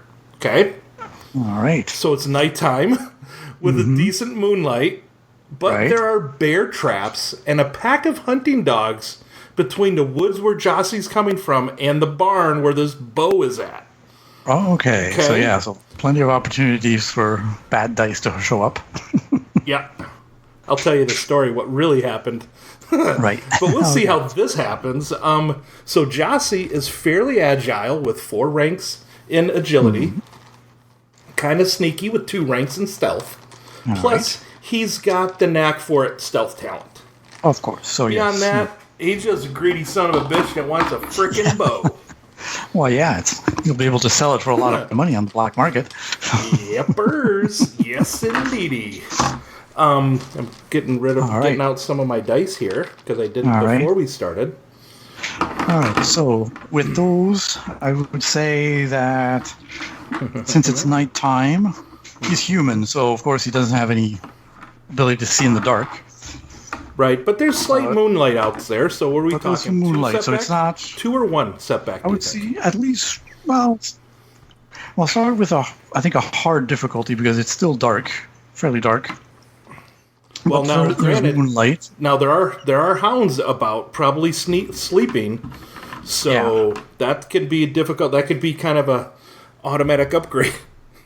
Yeah, for things too. I think for Zszree, I'll put it as an average check because he's used to sneaking about, of course, at night. Okay, and this moonlight is pretty good, so he's okay with that. There's not too many clouds, but like you said, there's bear traps here and there. He doesn't know exactly where they are, and of course, those hunting dogs will have a keen sense of smell, even if they're sleeping.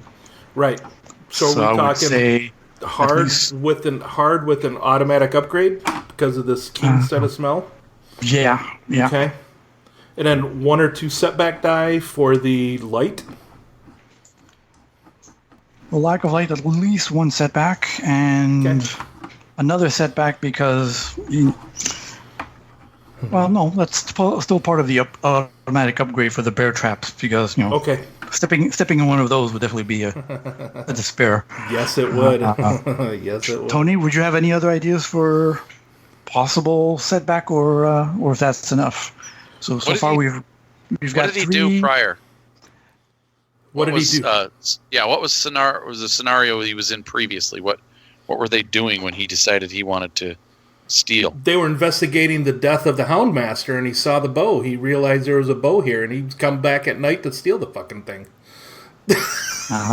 And yes, this happened Friday night in Warhammer. Okay. All right.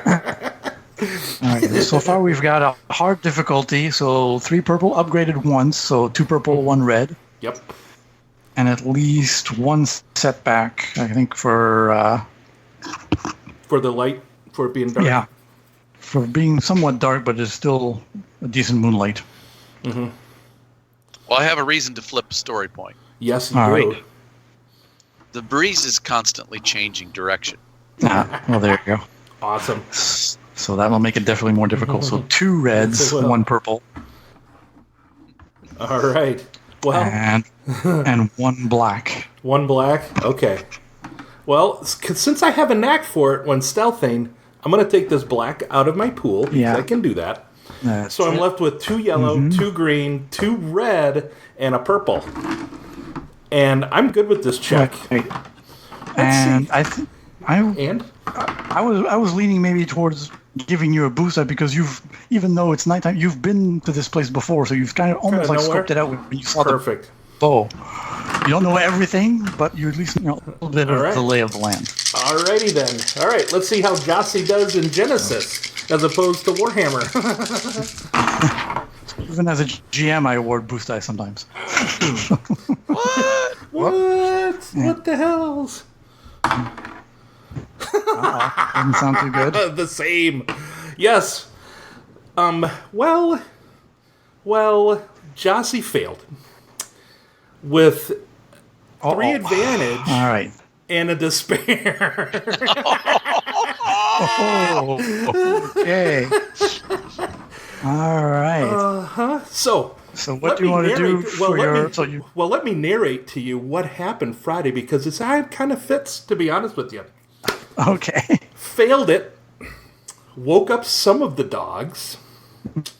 Rolled a nat 1, by the way. Critically failed the check, which I just did.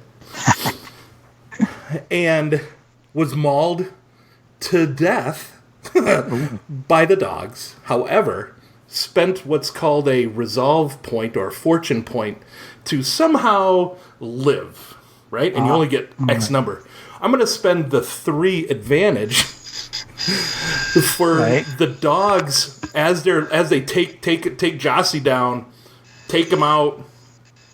The wife shoots the shotgun into the air, and the dogs scatter, just leaving the body out so there he's in the tall grass Right, because they're almost left for dead, but not quite. Yep, not quite left for dead. Left for dead, but still crawling, hanging on by his fingernails. That's right. Life. So, anything to add? Well, basically, you've described your despair with advantage. So. That's what I tried to do. So, yes, see, everybody, this system works in any other system. You can totally do it. That's awesome. Anyway, Sorry, Jeremy, you are now, this is now going to be on the internet forever. there you go. All right. Tony, do you want to go next, or shall I? Oh, go ahead. All right. Whichever. Okay, so Tony, me? All right, I'll go next. So, I decided to, through some chatting with Tony and the other guys from Nerds International, got inspired a little bit to introduce a new character into the Primordial Machina setting. A dwarf artificer mechanic called Arto Deep Tomb, and he only speaks in beeps and whistles. He's mute and wears blue and white kind of armor / overalls, coveralls. He's sort of the engineer of the airship, the Magenta Phoenix. And he wants to upgrade the engines with a powerful new artifact that his fellow crew members have discovered recently. Part of this like ancient Fag lords, their crystal tears, something like that. And he wants to incorporate it to improve the engines to be faster and more mobile. Nice.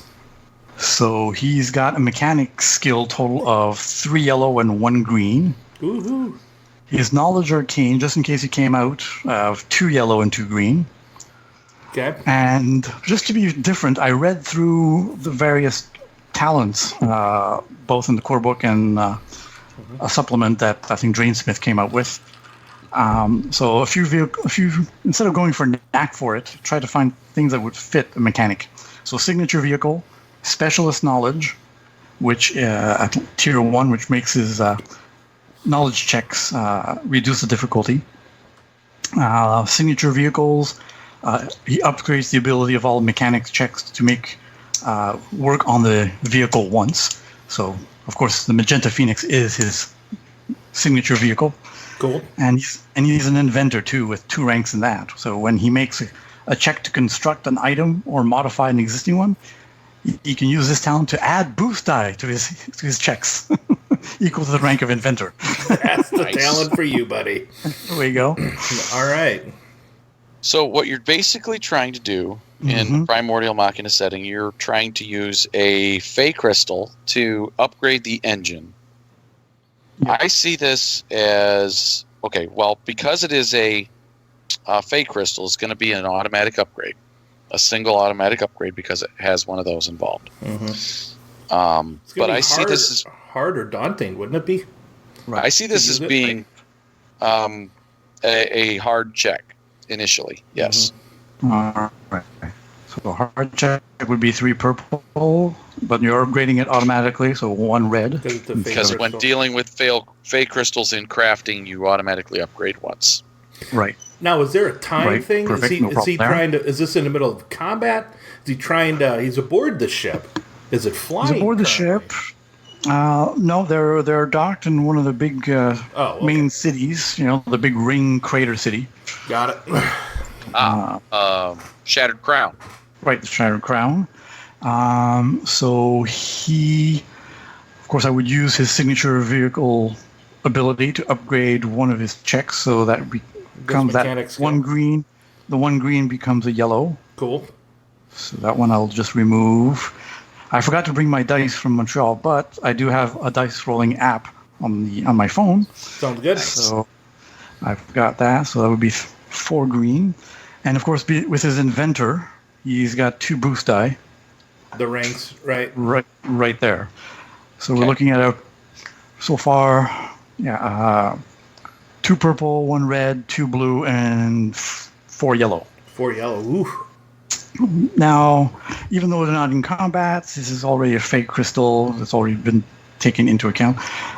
The engines, you know, they came out of a pretty nasty fight. That's why he wants to improve the engines, you know, with all the things that happened to get this crystal. You know, they had to extract his team in the middle of combat. He took a bit of damage. So I would say maybe a bit of setback because he has to... Were you going to let us determine what kind of setback to give you here, or you just going to do it all to yourself? No, go ahead. Play the game, I'm man. not afraid to get myself setback, though. Yeah. That's right. No, I like that. I like the idea of coming out of combat and having some residual damage that would give you a single setback die. Mm-hmm. Setback, all right. And I'm thinking this combat was pretty nasty, so there's probably a critical injury on the engines, maybe. That's why he's upgrading. He's fixing them. He's upgrading them. Maybe he's fixing a critical injury. So maybe that adds a difficulty. I was going to say, if we're rolling a fix of a single critical injury with single die critical hit, single die critical hit difficulty, we'll increase the difficulty by 1. Yeah, let's say that. So an extra purple. All right. Mm-hmm. So I'm looking good there. Like I said, no knack for it. Maybe that'll be his next talent. Right. So let's roll it. Mm-hmm. All right. So with all of that, all right, a couple of blanks, and no despairs, but no triumphs either. Unfortunately, he fails to install the upgrade. It's a wash for successes and failures. He gets 1 threat out of all of that dice. Dang. So here's an idea for the threat. Yeah. The threat is you start looking at the critical hit that you got and realize that when your engine took damage previously, the mounting lugs where you would put this were melted. And you're going to have to manufacture new mounting lugs or go purchase new ones. Well, that's it. So yeah, he's basically having to do a lot of repairs before he can actually install this fake crystal upgrade. Yep. There's no other way around it. He tried to do it before the damage was repaired, but yeah, he's going to have to do some serious repairs. So he goes beep, beep, beep, beep, beep, beep, beep, beep, swearing all the way around. The captain and his other crew are worried, coming down. What the heck is going on?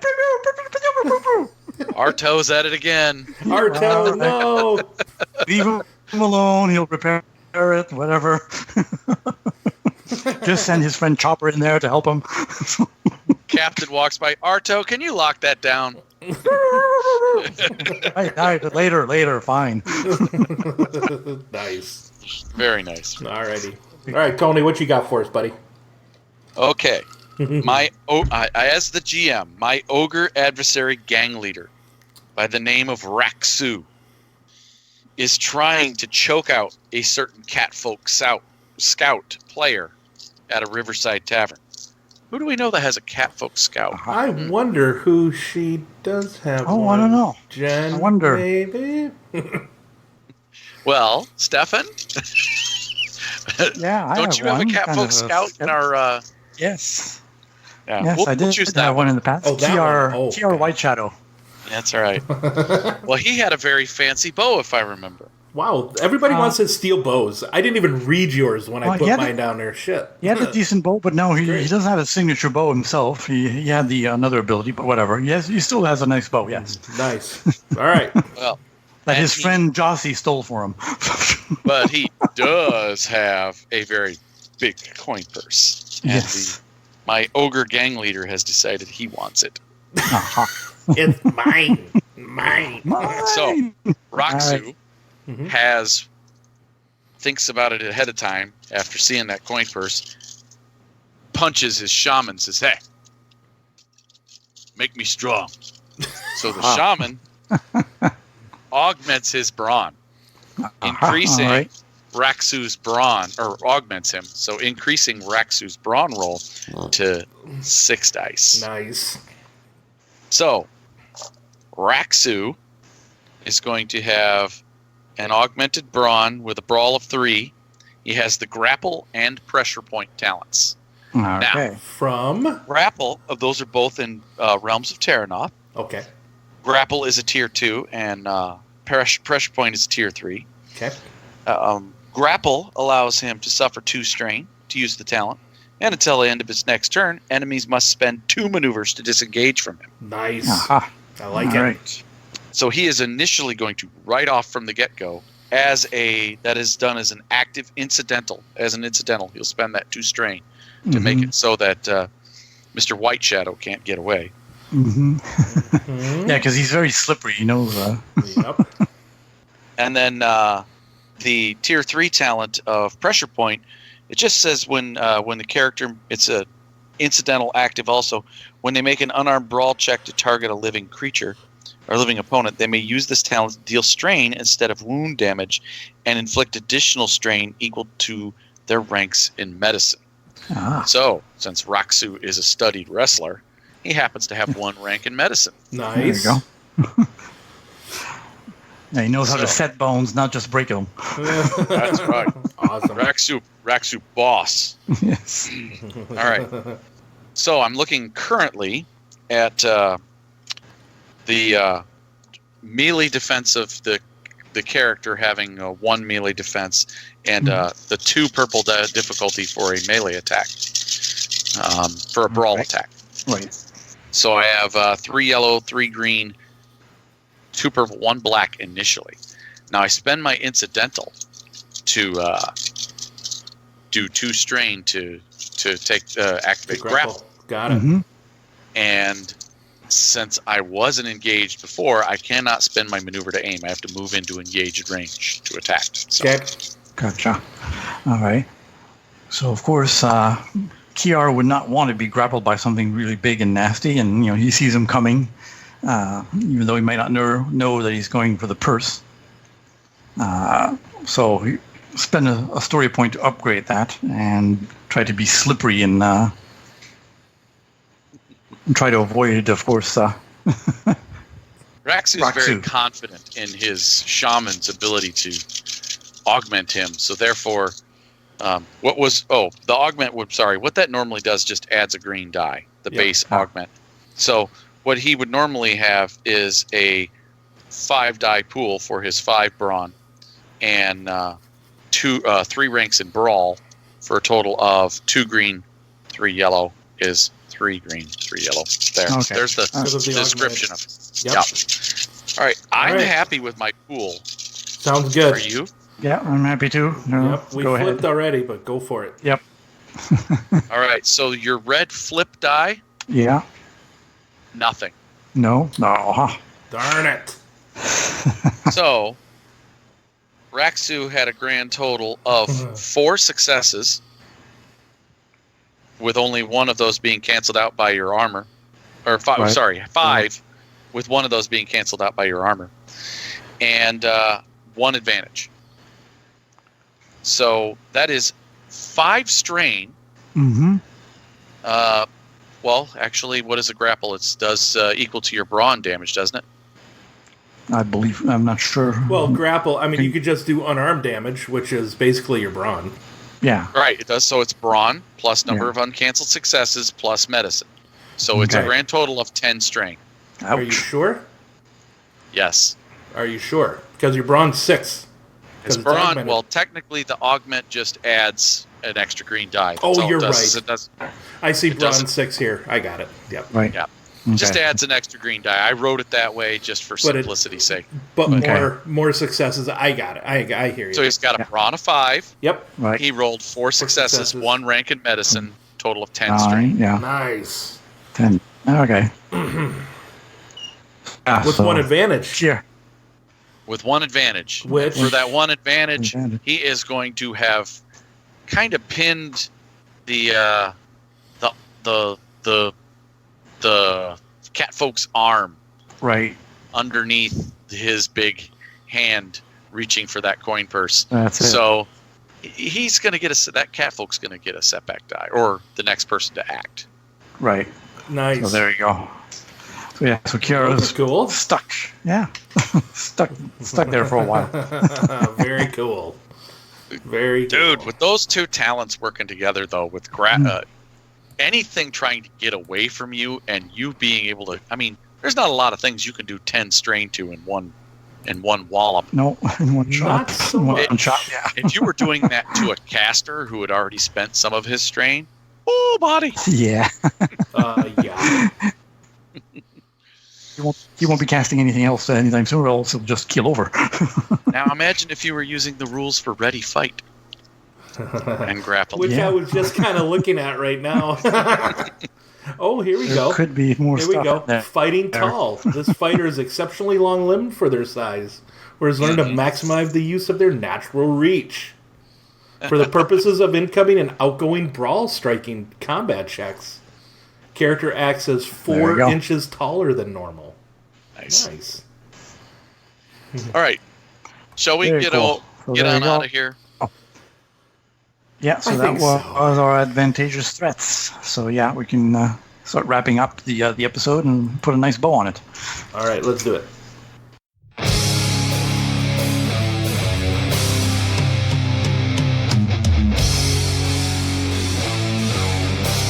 Here we go.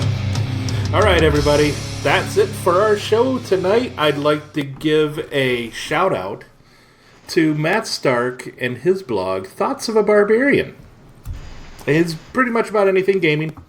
He hasn't posted in a while, but he did post just recently, like this past week, about his first week of the RPG A Day questions and answers. So that's pretty cool. And of course, if you scroll down, you can see Tony in his grandson's Wampa hat from last year's Con on the Cob. Nice. But you can find that blog at thoughtsofabarbarian.blogspot.com. He's on the Mayways. He's on Nerds International community member and on Twitter at mstark78. So awesome. Yeah, he's an awesome guy, and some of these answers that he gave were pretty insightful. Sometimes you find out a little bit more of the person. Yep. He's always got good, insightful reviews of some of the products that he's reviewed over time. Mm-hmm. And I always enjoy his blog when he does it. Mm-hmm. So check it out. Yep, check it out. All right, Stephan. Yep. Other bits of news before you leave is, of course, our important reminder of Con on the Cob coming up in less than 2 months now, October 3rd to the 6th in Richfield, Ohio, just south of Cleveland. So we'll be at least 10 or 12 of us Cool. there. We three at least will a couple be of there. new faces, we're hoping. Yep, we will be three there. will be there. We're going to record And an yeah, episode. come and say hi if you're there. Yeah, we're going to Yeah, record we're an gonna episode record. right from there. Mm-hmm. Cool. Yep, exactly. A little recap, maybe, just while it's all fresh in our memories. Mm-hmm.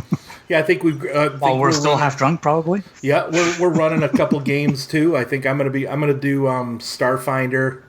I think I'm gonna run the Warhammer starter set. Tony, you got a couple of Genesis games too, right? 1 or 2? I have And your- three Oh yeah, three games I'm running. 2 of them are Genesis. 1 is Star Wars. Oh, the Star Wars. Oh yeah. I have 1 spot open in my Star Wars game. I have 3 slots open still in my Primordial Machina game on Saturday morning. Yeah, so come join us. And- Woohoo. And I have, I think, 1 slot open in my Android game Thursday afternoon. Yep. And I've gamed with you so much. If they're still that- open, I'll Go ahead, Steph. sorry. I said, I'll wait to. If they're still open, I'll join, but leave room for other people who want to play with Tony, who's an awesome GM or DM, depending on the game. It'll be GM. I do run D Shift 7D There you once in go. a great while. There you Yes, go. there you go. Yeah, I was just gonna say that I am Yeah, signed and up for those games, but I've game with Tony so much that if anybody's there, you want to jump in, I'll definitely give my seat up and hang out and heckle him and all that shit. Yeah, exactly. Give him a bad time. It's like, no, you're not using the despair right. I think there was that one. Oh my god, that first year, I actually gave up my seat for Colin to play, and then I was sitting between you and Matt, and that's when Matt decided to do his fucking Wookiee thing and gets up in your face right over me, and I'm like, holy shit, what the hell's going on here? Are they throwing down or what? Yeah. This game's about to be in 3D. This game's fucking awesome. Because Matt is also not a small man, so he's imposing too when he wants to. Yeah. And it was so great is that Matt is one of those guys when you speak you listen because he's kind of soft, but when he does talk it's there. But when he just goes off, I'm like, what the fuck? It was great. And I'll be running a couple of games, at least one game. I'll be using trying out this new little micro-light rule system called Tiny Dungeon. Cool. Nice. And because I subscribe to this Dungeon in a Box, and I'll be getting a couple of adventures by the time the con comes around. I'll try to roleplay and run that to see how it goes. It looks pretty neat, pretty simple. So you need 3d6s max, and that's about it. Cool. Very nice. Yeah, very cool, dude. Yep. So I've got a few openings still for those. So All right. Well, this is you can contact us, getting a hold of us at findingthenarrativepodcast@gmail.com. You email us over there your drinks or food list items for our new setting. Yep. Yeah. Or any other ideas that you may want to share with us. All emails are welcome. Some may be answered brusquely if I find them offensive. So you can get a hold of me and Stephan at Finding the Narrative on Facebook. Nerds International, Finding the Narrative are both on MeWe. And our Twitter presence is now at FTN_Genesis, and the beloved Stephan will talk to you over there. Yep. Tell your friends and family to listen to us at all the good places to listen to podcasts: Podbean, iTunes, YouTube, Google Play, and others. And this is Tony saying, keep rolling them bones. And this is Stephan saying, if you're not asking for boost dice, you're doing it wrong. And this is Chris saying, remember the rule of cool, even if they ask for boost dice, because, you're just having fun. Good night, everybody. Good night. Au revoir. Finding the Narrative, a Genesys RPG podcast, is not affiliated with or endorsed by any companies mentioned in this show. Any of the products mentioned on our show or appear on our website are the property and copyright of their respected owners. All items are used under fair use and educational and review purposes. All other items are the intellectual property of Finding the Narrative, a Genesys RPG podcast. Copyright 2019, all rights reserved.